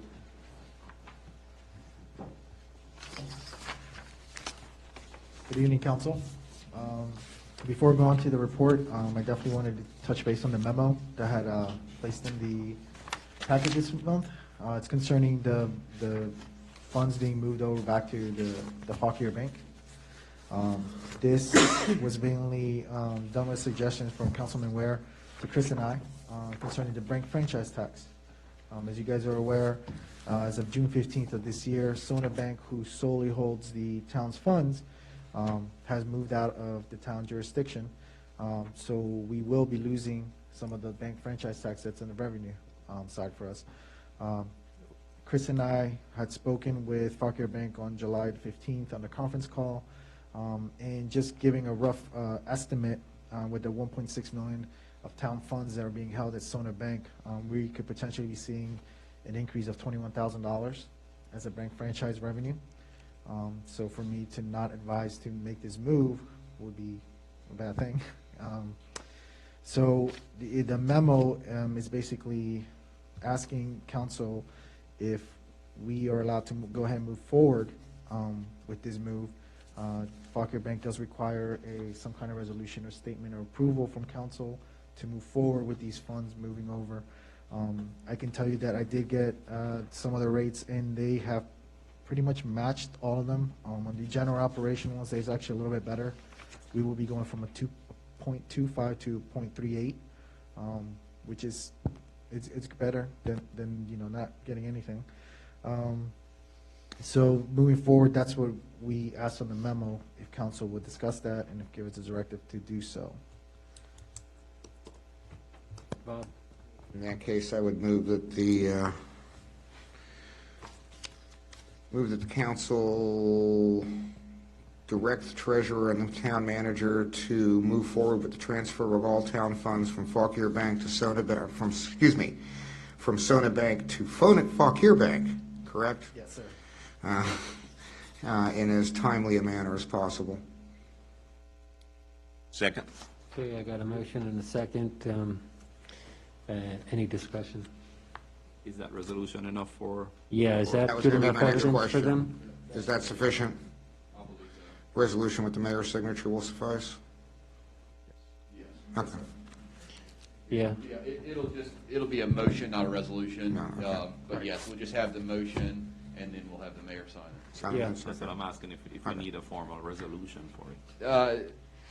Not that I'm aware of, they just needed some type of affirmative action, and I believe this should suffice. And then we'll have Kim attest to it as well, just to make sure that we've got that threshold met. Good? Since it involves money transfers, do you want that on us? Do you need a second and a vote? Would that be the wisest thing in this particular instance, given the circumstances of what the bank's requesting? There be a second and a vote, as opposed to a directive? Yeah. We've got a motion and a second. We haven't voted yet. so- Okay, okay. Put it up for any, well, discussion complete? Let's do it. The Okay, sooner roll we- call, The please. sooner we do it, the more money we get. Yeah. So, let's go. I don't think it works that way. Yes. Casanello? Yes. Pater? Yes. Shannon? Yes. Morris? Yes. Weir? Aye. Next item? Now moving forward to the reports of June 30th. Now, this is unadjusted, and I say that because we do have a few funds that are still coming in. I'm expecting them by mid-August when it comes to sales tax, for example, revenue-wise. As far as all the expenditures have been captured, unless there's something that I don't foresee seeing, that everything has been captured there expenditure-wise. You can see that we ended up with a surplus. Any of the additional revenues coming in will only add to it. This also includes part of the project, the pedestrian project, which I plan to have an update at the work session on, finance-wise, for the pedestrian project. The only thing I could give you an update on really quick is the meals tax. I know the report says 768, but it's actually 771. I still have 2 businesses that I am in the works with to receive that money, hopefully this week. But it's a positive trend. It's over the anticipated amount. Touching base that the chief has not stated about the refund, that actually will be refunded back to last year's budget. Since the purchase was made in the last fiscal year, it will only be right to return it back to that proper fiscal year. That is something that will be adjusted as well on the PD's budget to reflect on the final CAFR report. I am not sure if anyone here has any questions concerning the reports. I am here to answer them.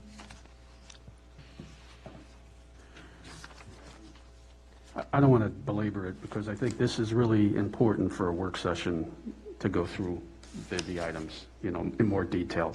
But one thing that jumped out at me was the maintenance service contract landscaping and then ground maintenance at Haymarket Community Park. They're 2 separate line items. Am I reading that right? Yes, so, sorry about that, yes. So is landscaping in the Haymarket Community Park, is that separate or is that part of the same contract? It's part of the same contract. Okay. Always has been. So the maintenance service contract landscaping includes the park? Yes, sir. And so then these additional grounds maintenance and repairs, what is that? Was that not the playground, was it? No, so the prior council wanted to begin to establish a fund separate line item for specifics. In this case, they wanted to begin work on rehabbing the house that's there. The maintenance, which was unknown. Now, a year later, I do have a better idea how much it would cost, that I'd be happy to share with council at the next work session, for the waste management for the animals and the trash service there. But yeah, it's separate. Okay. Yeah, we can talk about that at the work session. Thank you. So going forward, I'm going to assume that when we have our next sheet of proposed budget amendments, you're going to capture the new franchise tax monies as an addition on the revenue side, and then you will, when you adjust the chief's budget with that 88,000 to whatever, you're both going to capture that and reduce his reported actuals from last year and then increase the surplus going forward, correct? Yes, sir. Okay. Most likely that'll also be done during the audit too, so. Okay. Yep.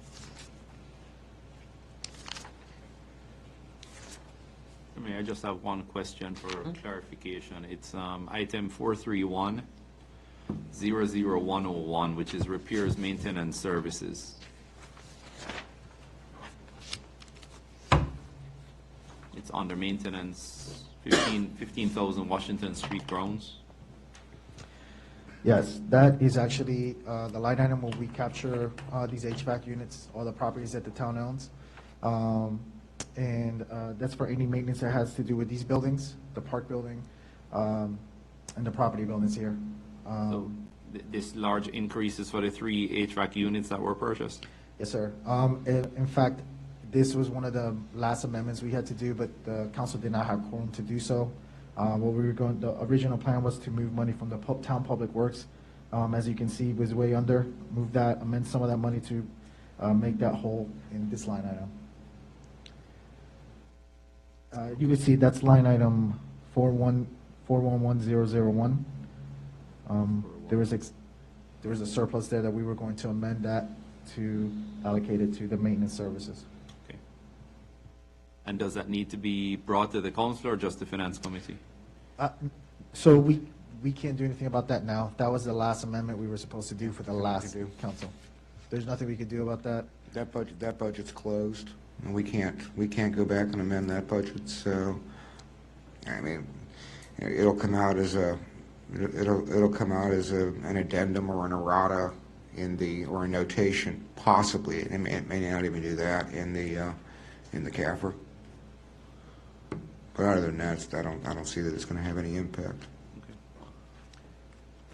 Okay. And in the future, we will avoid what we had. I don't want to use the word circus, but what we did with the HVAC units in the $18,000 divided into 3 because it fell right under the town manager's approved amount. Yes, I mean with the procedures that we've been following since they've been in place, Councilman Ware and Councilman Pasanello are made weekly aware of any concerns. Chris and myself like to be very conservative as well too. So Chris definitely makes sure that we go through all the proper channels, gets the estimates, and it would be brought to your attention that will not happen again. Thank you. You stated that Councilman Pasanello is a conservative, correct? No. I stated Chris and I. Damn. The town manager and I. Hey, we got 2 years to win him over. One thing I do want to, it's a quick little update. Councilman Schneider, your suggestion on the rental going into the breakdown of the revenues and the expenditures on the town-owned properties, that is something I have begun to work on. Once I get that finalized, I will be more than happy to present that at a work session. But I have started working on that report. Okay. Everyone's aware of what that was? Mm-hmm. Okay, thank you. And were we going to pursue having some residents who had shown interest in assisting? That is something that's been brought up, but no directive has been provided by council. So if that is something you guys want to work towards, now would be a good time to discuss it. But what type of workload is this incurring on the treasurer?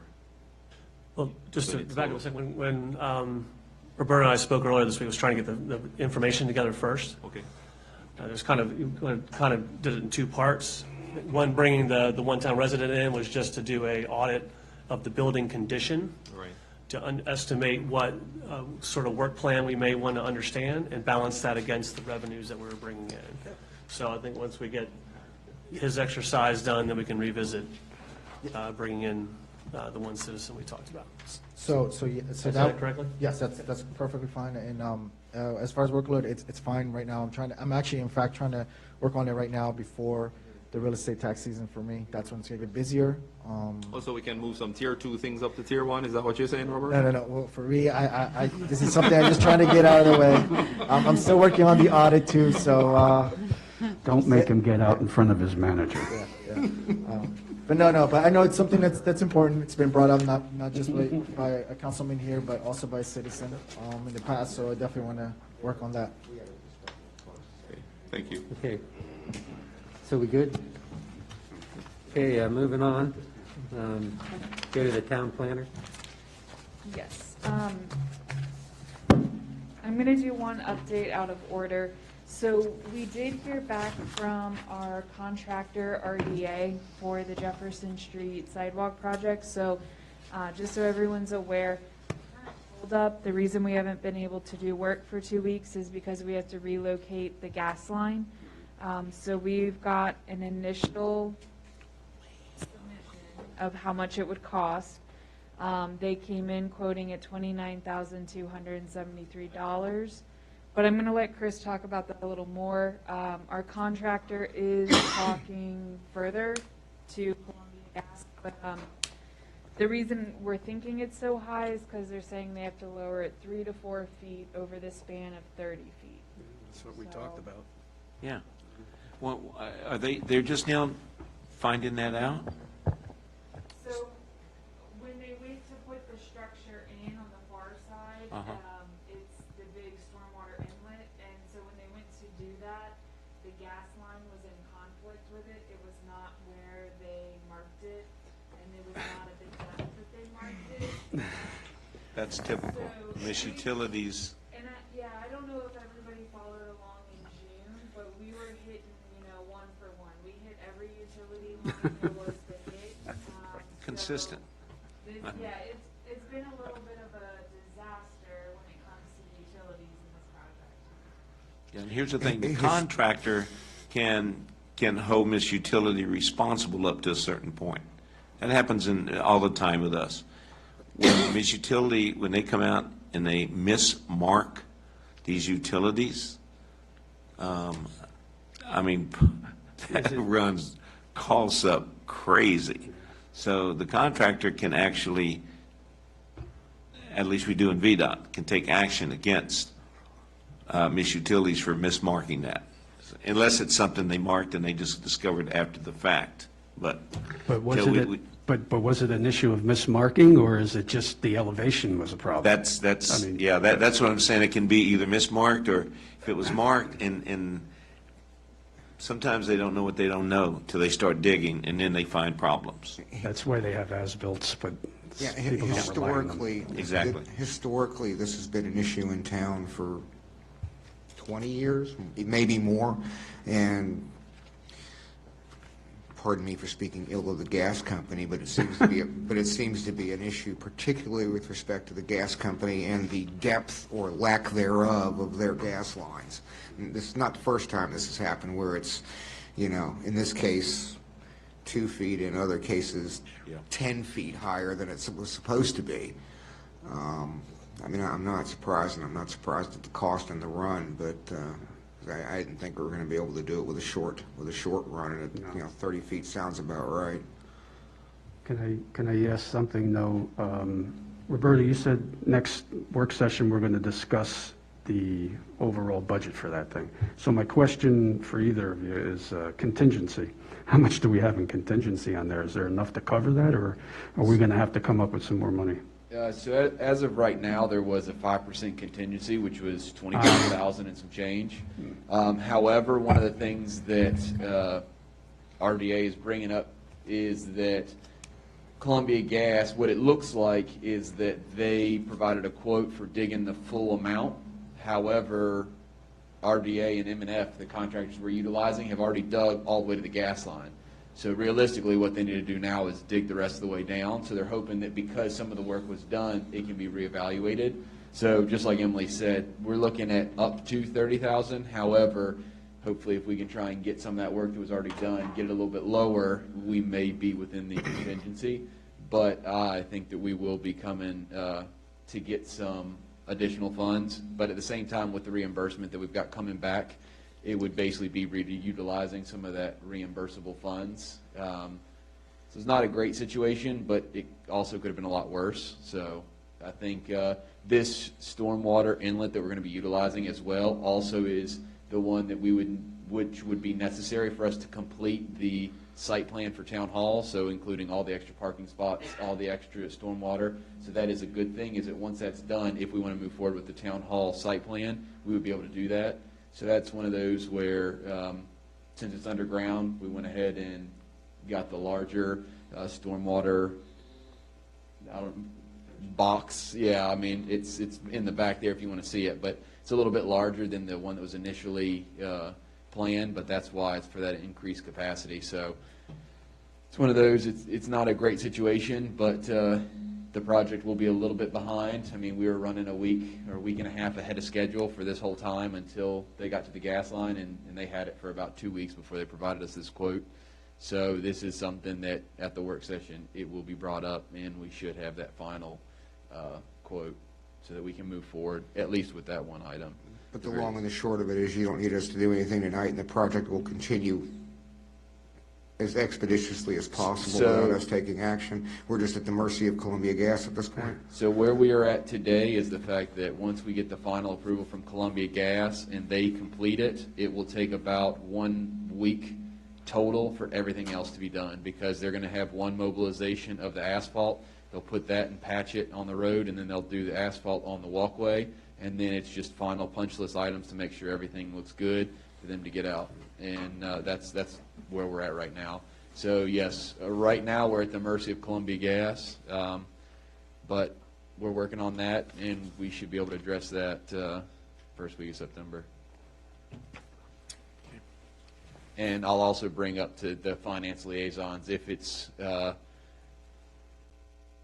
a amenable number, I think that we would be able to address, because like you said, right now we're at the mercy of Columbia Gas, so we're just going to have plates in the middle of the road until we get this approved. So it may be we go and talk to each council member individually, but like I said, I'm hoping with the contingency that's already in there, and if we can lower the cost, it might be within the budgeted amount. So we'll be keeping an eye on it and be ready to move forward.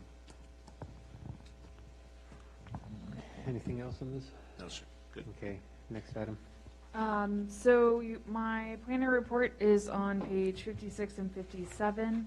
The Architectural Review Board met last month, and we welcomed our new members. We had Sheridan King nominated and appointed to chairwoman of the ARB, and Susie Larson was nominated for the vice chair position.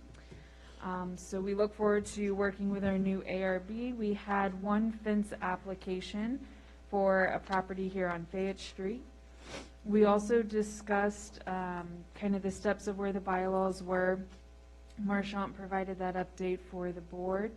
And this upcoming meeting, right now we have potentially one work session item for the board to discuss, meeting with a possible new tenant that would come into town and is looking to build more of a franchise concept. So they're looking on some feedback for their architecturals. We had no activity for the Board of Zoning Appeals. For the Planning Commission, we also had our first meeting, and we have reappointed Chairman Cottle as the chairman for the next year. We also welcomed our new members, Mr. Rob Hallett and Alexander Benya. Still working on the pronunciation. We also discussed our updates for ongoing projects and our comprehensive plan and what we plan to do for getting that updated. Staff will be working on that draft to submit to the Planning Commission in October.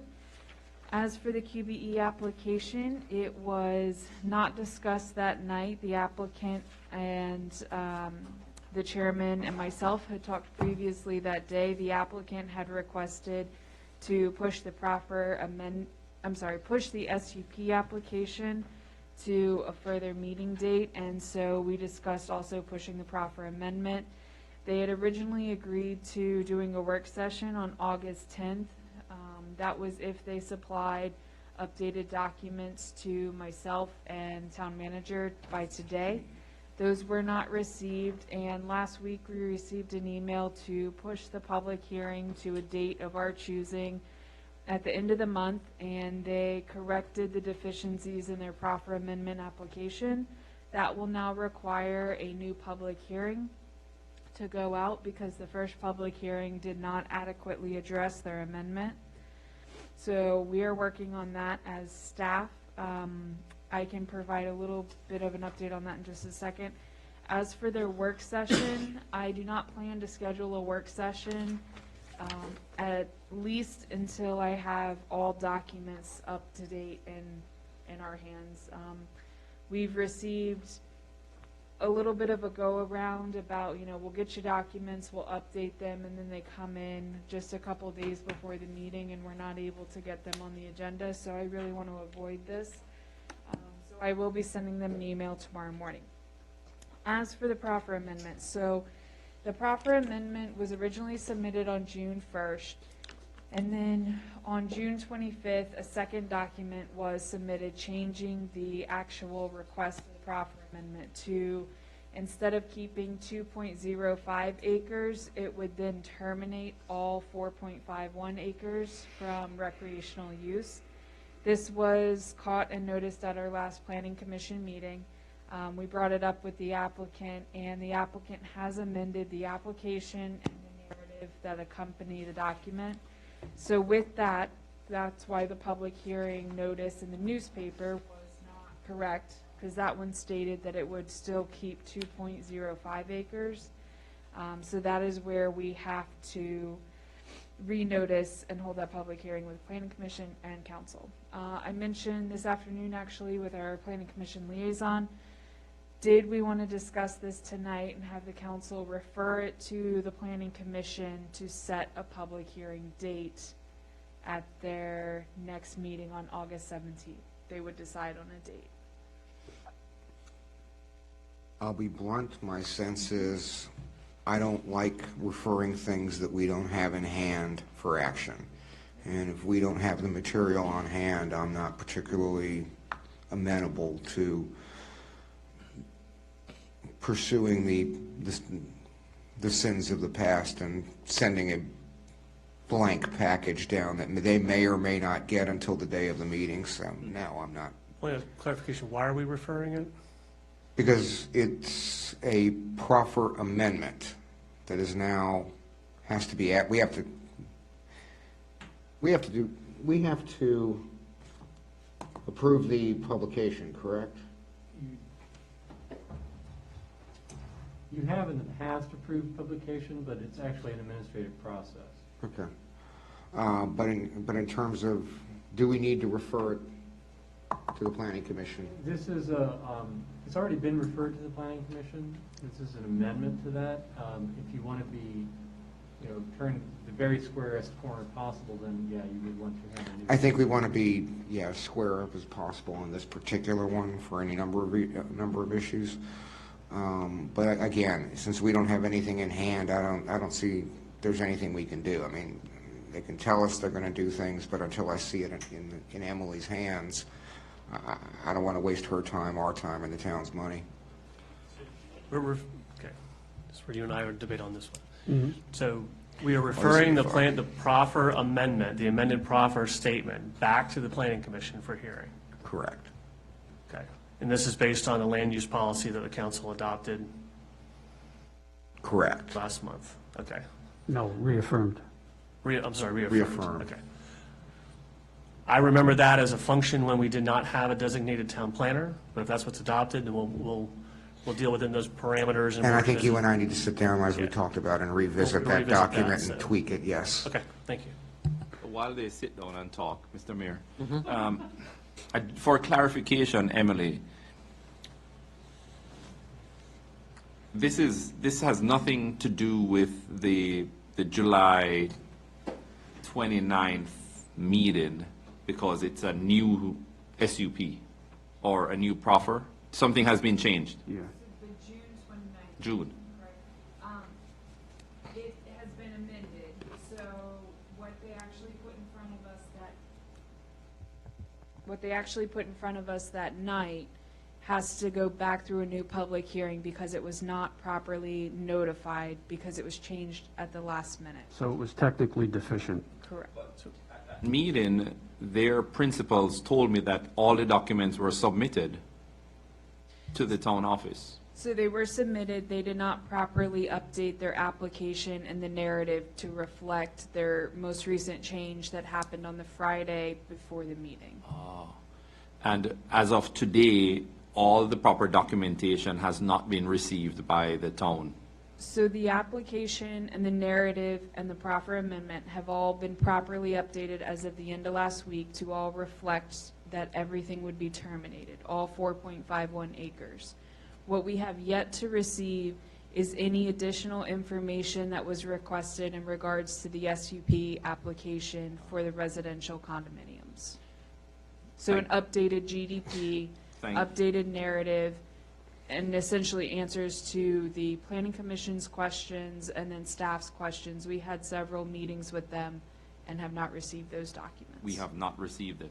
And my opinion is until those things are received, and it should be across the board to any property development that's happening in the town, until those things are received that are being requested either by you or the town manager or staff, we should not be seeing it. We should not be setting a date to kick it back to Planning Commission. I think regardless of how much I want to see this development, and I wish I had the freedom to speak with them, but I want to keep my hands clean from being involved with them because I really do like Mr. Laundrie. You know, we've always had good communication before, but I'm trying not to be involved that much with the process.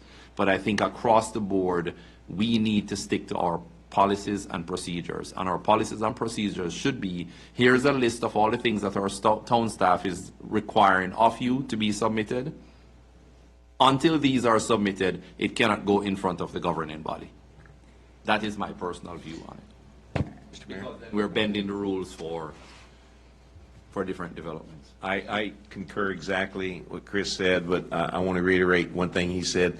This is not just for this. Exactly. But it's consistent across the board. So I agree. Yeah, I think we all agree on that. Do you have a question, Jim? Well, yeah, I want to talk to I want to ask our town attorney a couple questions about whether in fact this qualifies for a reset, because if I remember right, you were saying that we've already accepted these documents initially when we were having that discussion, I think. Well, depends on what you mean by these documents. You accepted a proper amendment application and two SUP applications. The proper amendment application was then fundamentally changed after the advertisement occurred. The advertisement said that 4.5 acres would be reduced to about 2 acres. Okay. And then on June 25th, we get this revised proper amendment that says, no, we're actually going to fundamentally change the nature of the recreational facilities on there, eliminate paragraph 1 from the existing proffers, Right. and so on. I'm paraphrasing, I'm simplifying, but it's essentially a very different application than the one you advertised. And therein that's lies why- my question. Therein lies the problem. That's the problem, is that you didn't advertise what they now want, because they've changed what they want so much from what they originally told you they wanted. So that's why we had the discussion a minute ago, myself and Councilmember Weir, with regard to whether this needs to be reinitiated by resolution. And it seems like that's the safest thing to do, so that we're all doing this by the proper path and complying with the statute. And with our policy, And with your policy, absolutely. which wasn't followed which I don't think was was followed when it was originally submitted. I haven't looked at that issue, so I don't Okay, so does that mean the clock is reset and the proffer agreement now, once we get the information we need, that clock starts on the review? So the clock is 100 days from the first meeting of the Planning Commission at which it held a public hearing. So that was June 29th.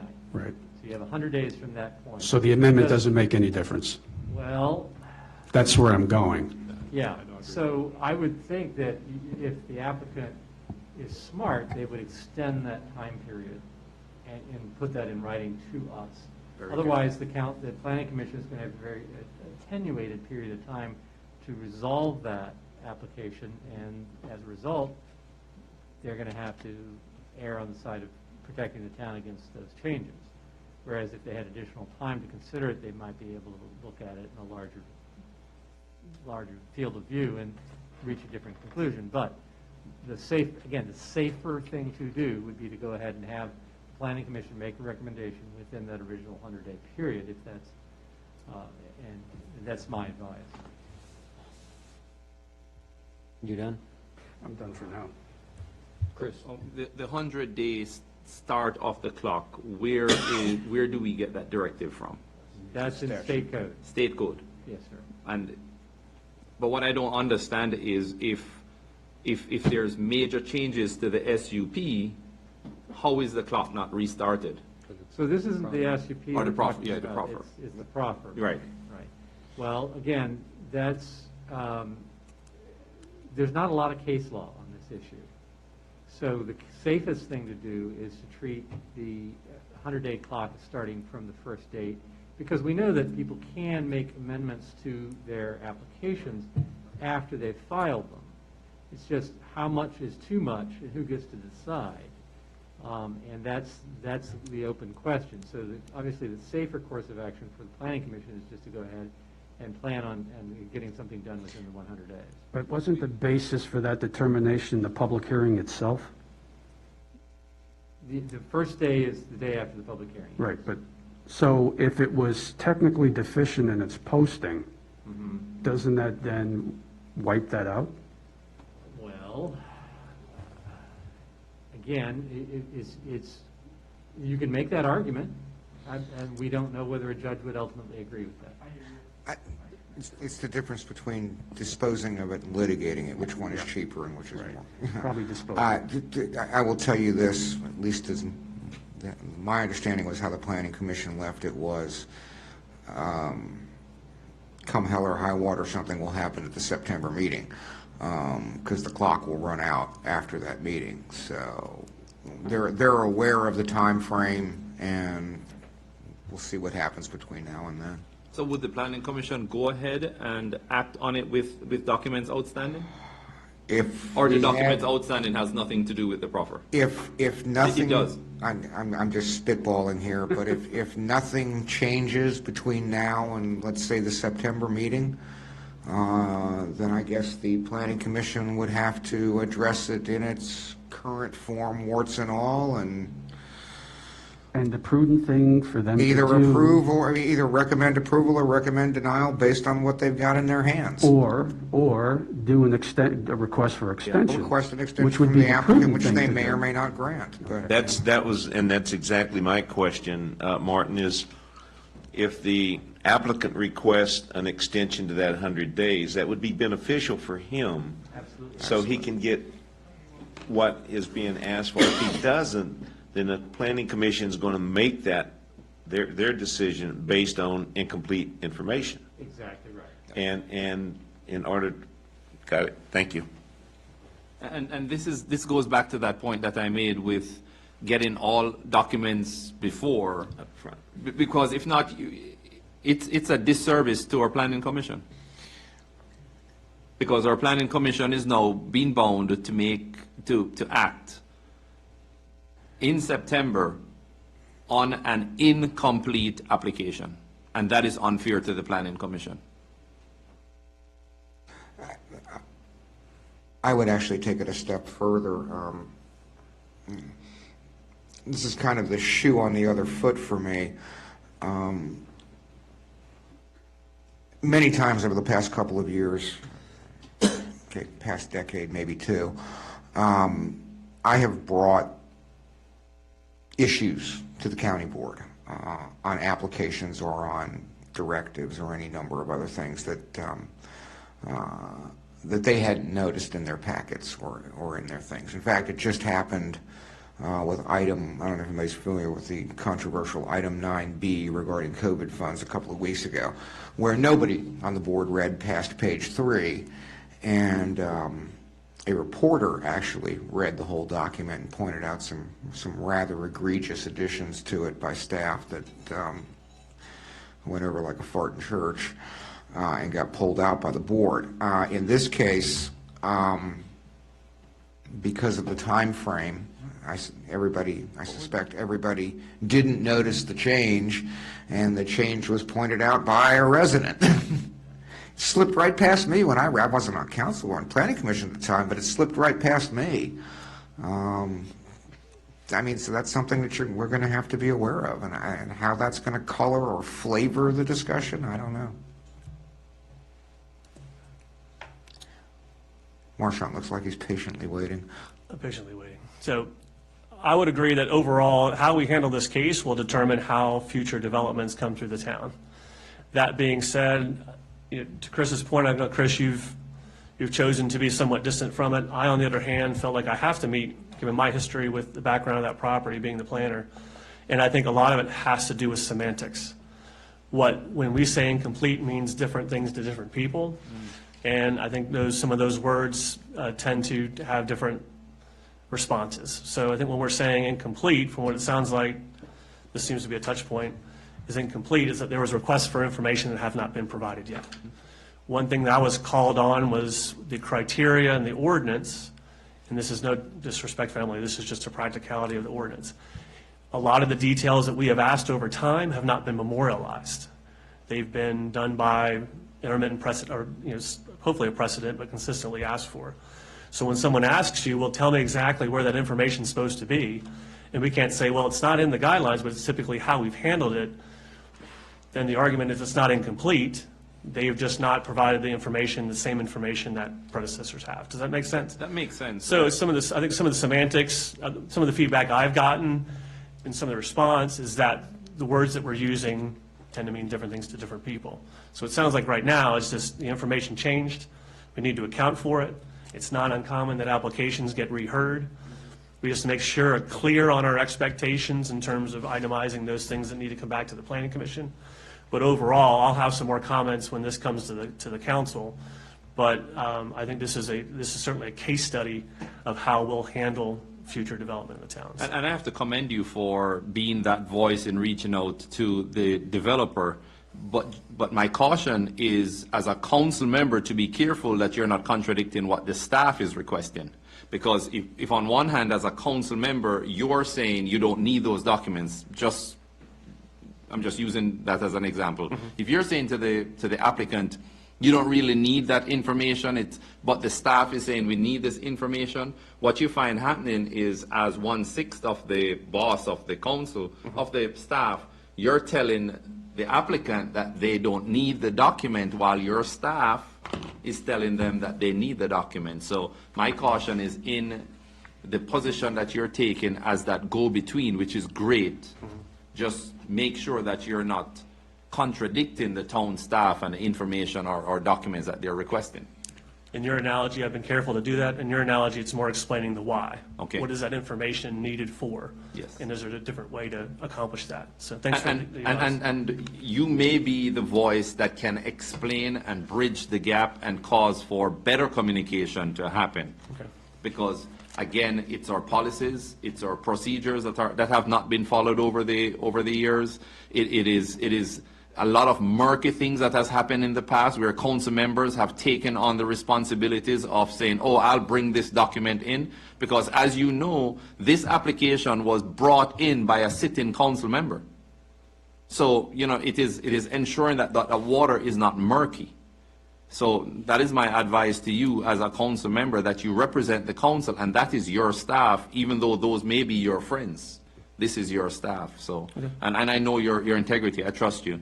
So I just wanted to point it out for the record. Okay, thank you.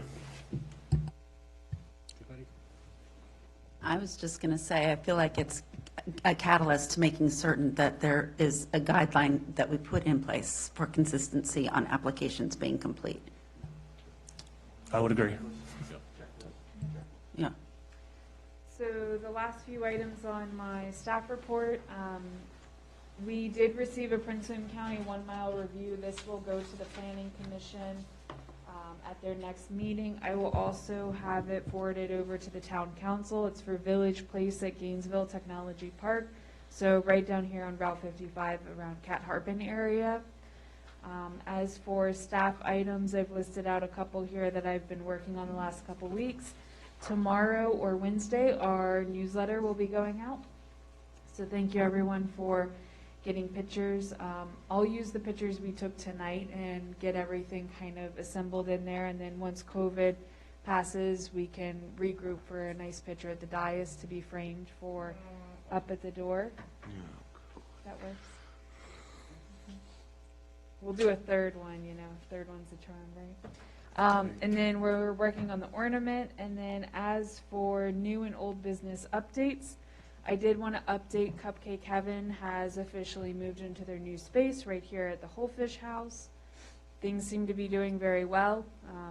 I know we're in there a lot, and we see a lot of people there, so they're doing well. Seems like everyone has found them back at their new location. And then we've also received a new business, Parandos. They have a restaurant there in the Ashburn area, and this is a Tex-Mex grill, and they will be taking over Cupcake Heaven's old space. So they're working with the county right now for some building permitting and changing the tenant fit out. And then we'll have a couple new businesses above them actually in the Bloom building. They will be coming in for business licenses soon. So very positive based on everything we're facing right now with COVID. So we have had a couple interested parties come in for business license. And that's it for this month. Question, JOE, the JOE program, Joe program? The Joe program. So for... This has to do with Parandos, I'm sorry. Yeah. I don't know off the top of my head exactly what it stands for, but what it is it's a program that helps expedite pulling building permits for commercial businesses here in the town and across Prince William County. If they have an occupancy permit for the space that they're going to enter into, they're able to get a lot of the other items checked off, the other, code sections, and go forward from that point. If they don't have an occupancy permit, they have to bring in the inspector to do initial reviews, find all the deficiencies, and then go from there. So it's something that helps expedite their process and get them in the door faster and open and serving customers. They did the same thing in Ashburn where they took over a restaurant that went dormant for 3 months. So they were able to use the same existing sprinkler system, all their inspections from the previous owners. And that's what they're doing here, except they have to review certain things because it's a larger capacity that they're seating, but they're able to use a pre-existing occupancy to fast track their process. It's a good program, thanks. Yes. It helps a lot when we have the occupancy permits on file. Miss Emily, I have a question for you. In the past, and I think it was 3 years ago when we had Joe Barbeau, remember when he was the inspector? Building official. We had a building official in-house. Correct. We subsequently moved away from the building official and went to Prince William County. In your opinion, do you think this is a position that should be revisited by the town? At this time, no. The reason I state that, so when I first came on board in 2017, we did have some other staff changes that had happened right around the same time. But what we were noticing is that Mr. Barbeau was actually on his way out the door. He was going into full retirement. He was in Florida. And the building official at the time, we were having very poor customer service. We had a lot of residential calls. They were very frustrated with the time it took as well as the cost, stating that they felt like they were overpaying for the same inspections they would get in the county. We also were having issues with things being properly recorded down at the county for inspections, permitting, tax purposes, et cetera. Same thing with us. We were not getting the proper documentation back. So in January of 2018, with Mr. Shiro and Roberto, actually, we went down to the county, we met with them, we had the discussion, we signed the agreements, they've taken this over. And I think with what we have coming up, to include the hotel, which, as a little side note, they just got their building permits last week. They're working with us on bonding for a grading permit coming up shortly. But with that project coming up, some new businesses coming in town, potentially, you know, we could, if Crossroads comes through and Van Meter, we're looking at over 100 townhomes. I think having the county right now stay as our building official is necessary. When we get a little bit more built out and these projects finish up, I think it is absolutely worth the discussion of maybe bringing back a building official and having someone in-house and provide more of that town service that we did before. But that's where I stand right now. Thank you for that, because I still believe it was a good decision in shifting to the county for inspections, and especially now they're doing all video inspections except for fire marshal. But it's something that we can revisit at another time. But thanks for your comments. Bob? I'm hoping Marchant will echo me on this, but from a historical standpoint, let me tell you, having the county do it is a whole lot better than what we had in the past. I think if you go back into the town records, you will find that some of our previous building inspectors left us no records after being asked for them for years. And given their protected status, there's not a whole lot you can do to them. We had issues for a decade more.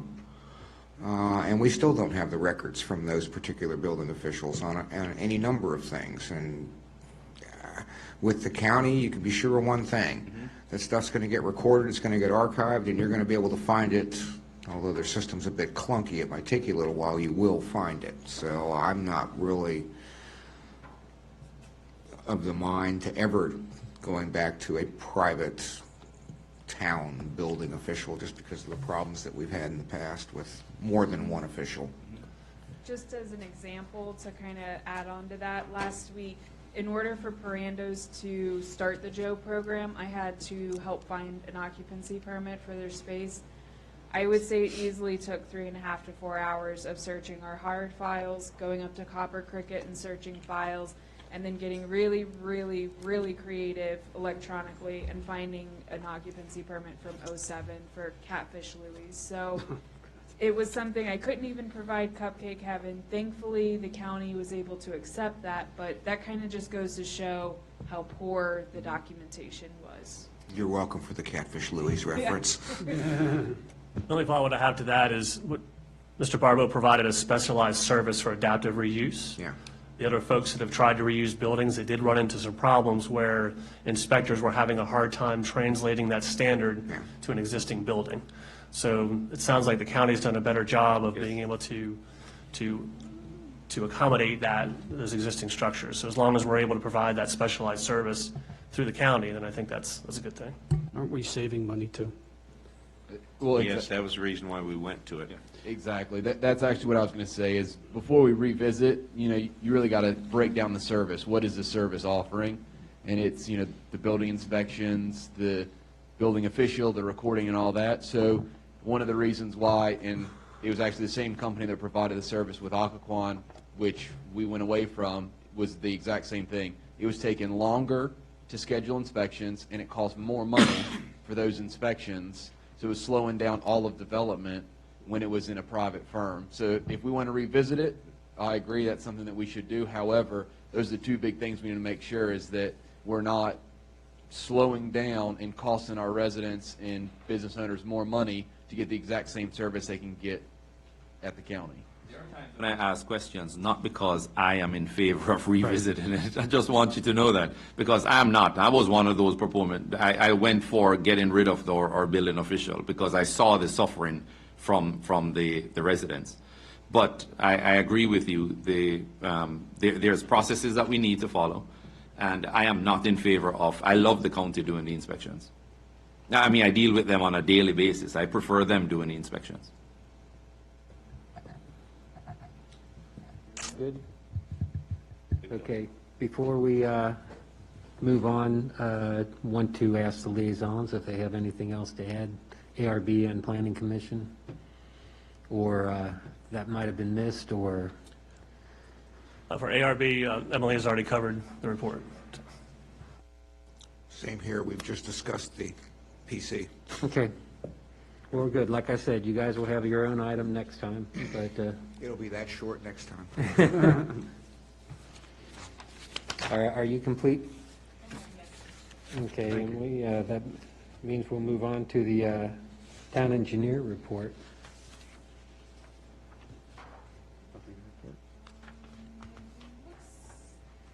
Looks like it got left out. One second. Right now, Katie is working on reviewing the as-built for Mariah's wine tasting, so those comments will be forwarded to the applicant. She also was in review of the ongoing Jefferson Street pedestrian project. She acts as our project manager for that, so she's heavily involved there. And then, other than that, we are just awaiting a couple site plans to come in, one for Van Meter, and she'll be reviewing those soon. Chris Kuhn is, does she ever, or is she made available to attend any of our meetings? Yes. Katie?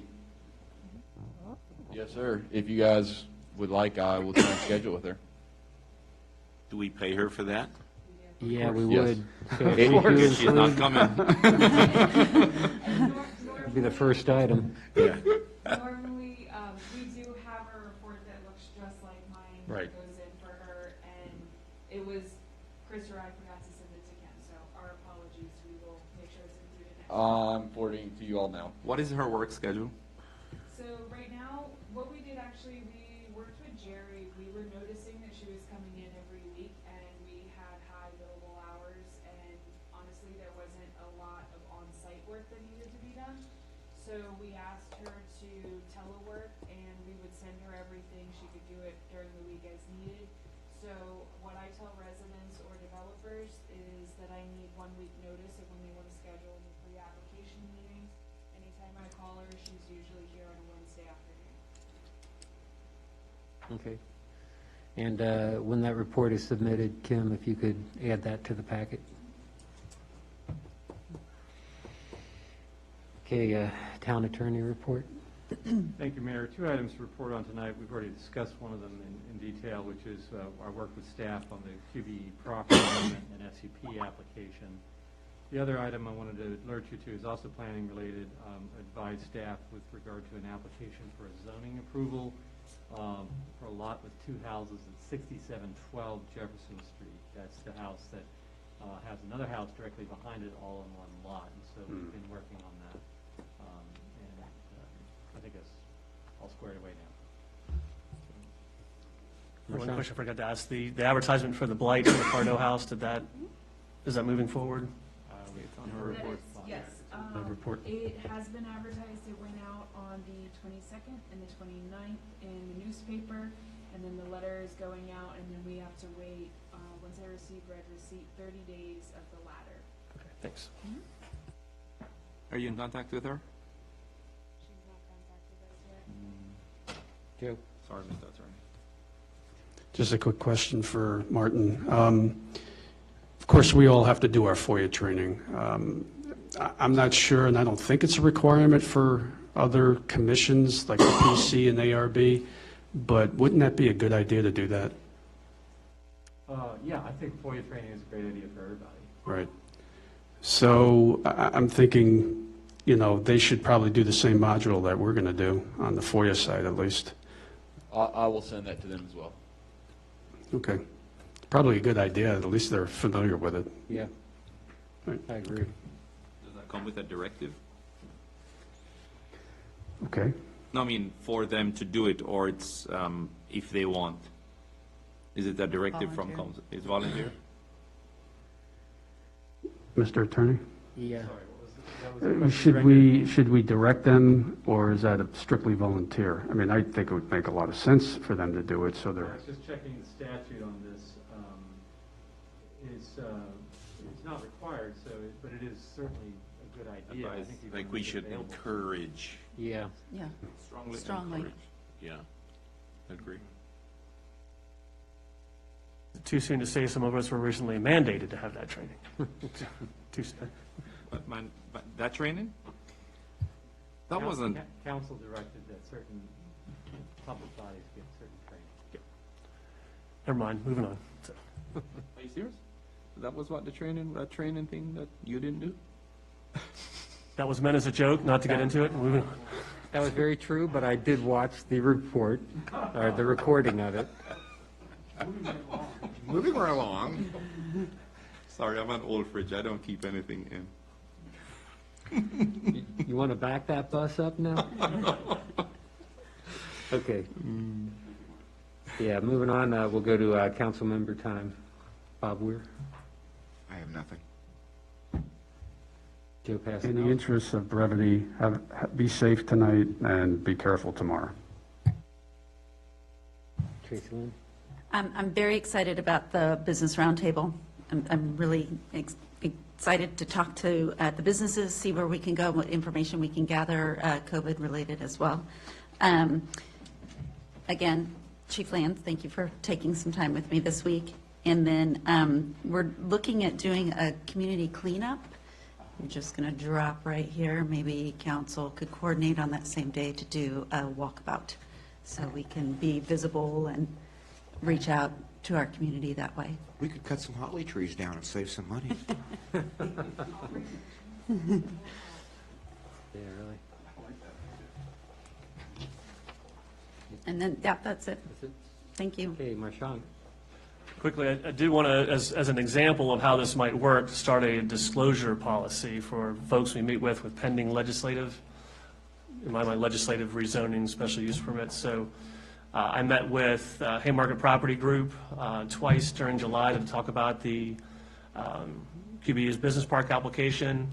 The mayor and I met with Don Wooten earlier this month to talk about the fairgrounds or the Crossroads Village Center property.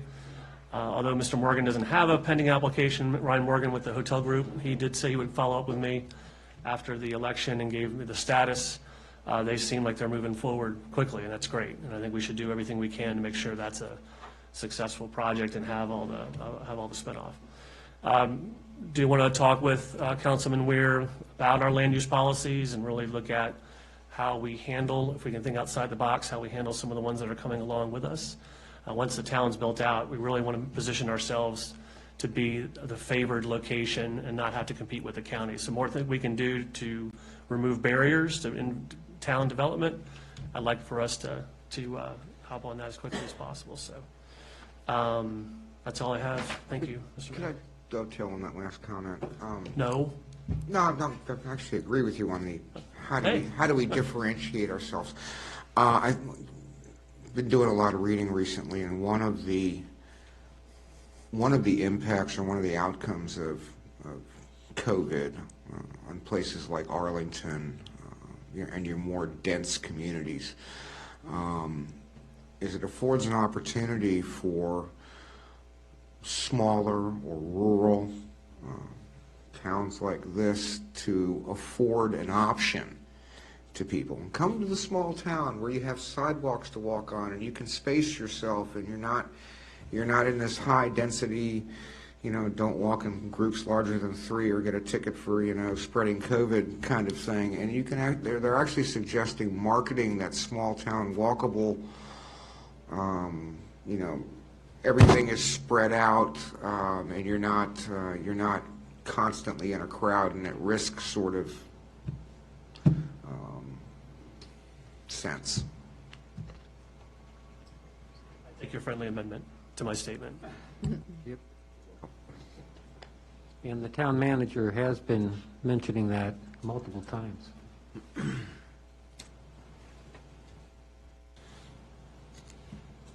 You done? I'm done, Mr. Mayor. Thank you. Okay.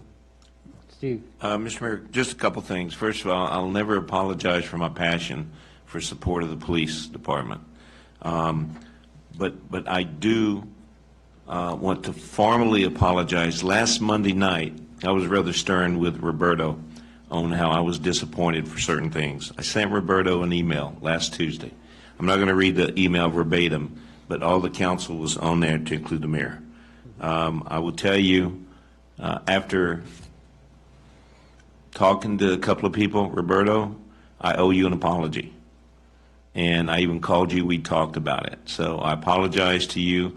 I just want you to clearly understand you work for 6 councilmen, 5 councilmen, a council lady, our vice mayor. No one person's going to fire you or can fire you. Stand up for what's right. But again, I apologize to you for not knowing what I didn't know, but I've been educated. So thank you very much. That's all, Mr. Mayor. Okay, Chris? Sir, thank you. Really, the only thing I want to say is thank you to the staff. I know it's different with a new council coming in and the different directives, different priorities that are being issued to you. So I just want to thank you for your flexibility. Chief, it's been a month with the new council. You've been doing a good job. So I just want to thank you. And I appreciate the interaction from all the council members. You know, it is a little bit different hearing knowing everyone has a different view, you know, especially from the previous council where most people remain quiet. But I think it is just so lively to hear the interactions from the different council members and to know that we can disagree and agree on various issues. So I just want to thank you guys for the new council and the staff and the PD. Thank you, sir. Okay. And my time. Hold on. You're not done yet? Did you say anything? She did? Yeah, The I vice said mayor? something, Okay, yeah. just sorry. Thought he skipped you.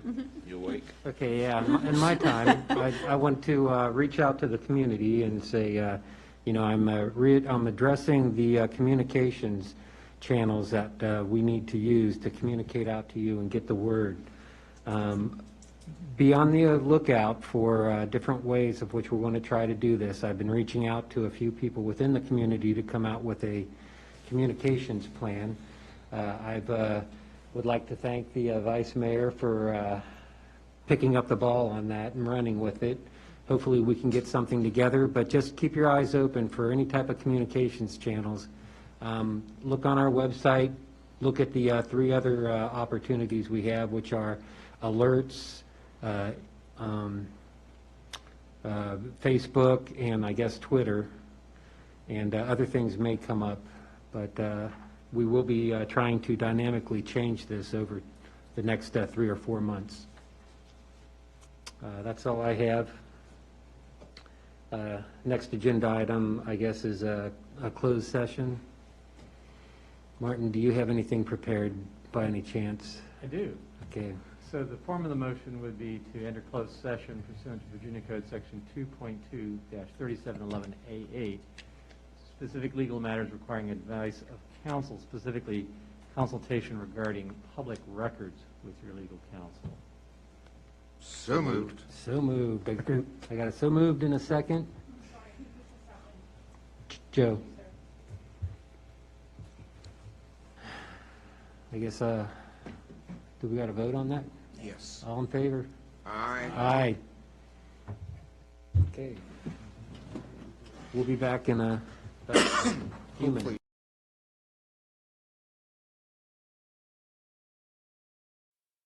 Okay, let's start the meeting up again. Mr. Mayor, the motion to certify would be that to each member's knowledge, only those matters lawfully exempted from the provisions of the Virginia Freedom of Information Act from open meetings, and only those items that were named in the motion leading to this closed session were heard or considered by the town council, and the closed session just concluded. So moved. Second. Okay, so put a vote on it. Roll call vote is Schneider, Yes. Pasanello, Yep. Pater, Yes. Larson, Yes. Shannon, Yes. Morris, Yes. Weir. Aye.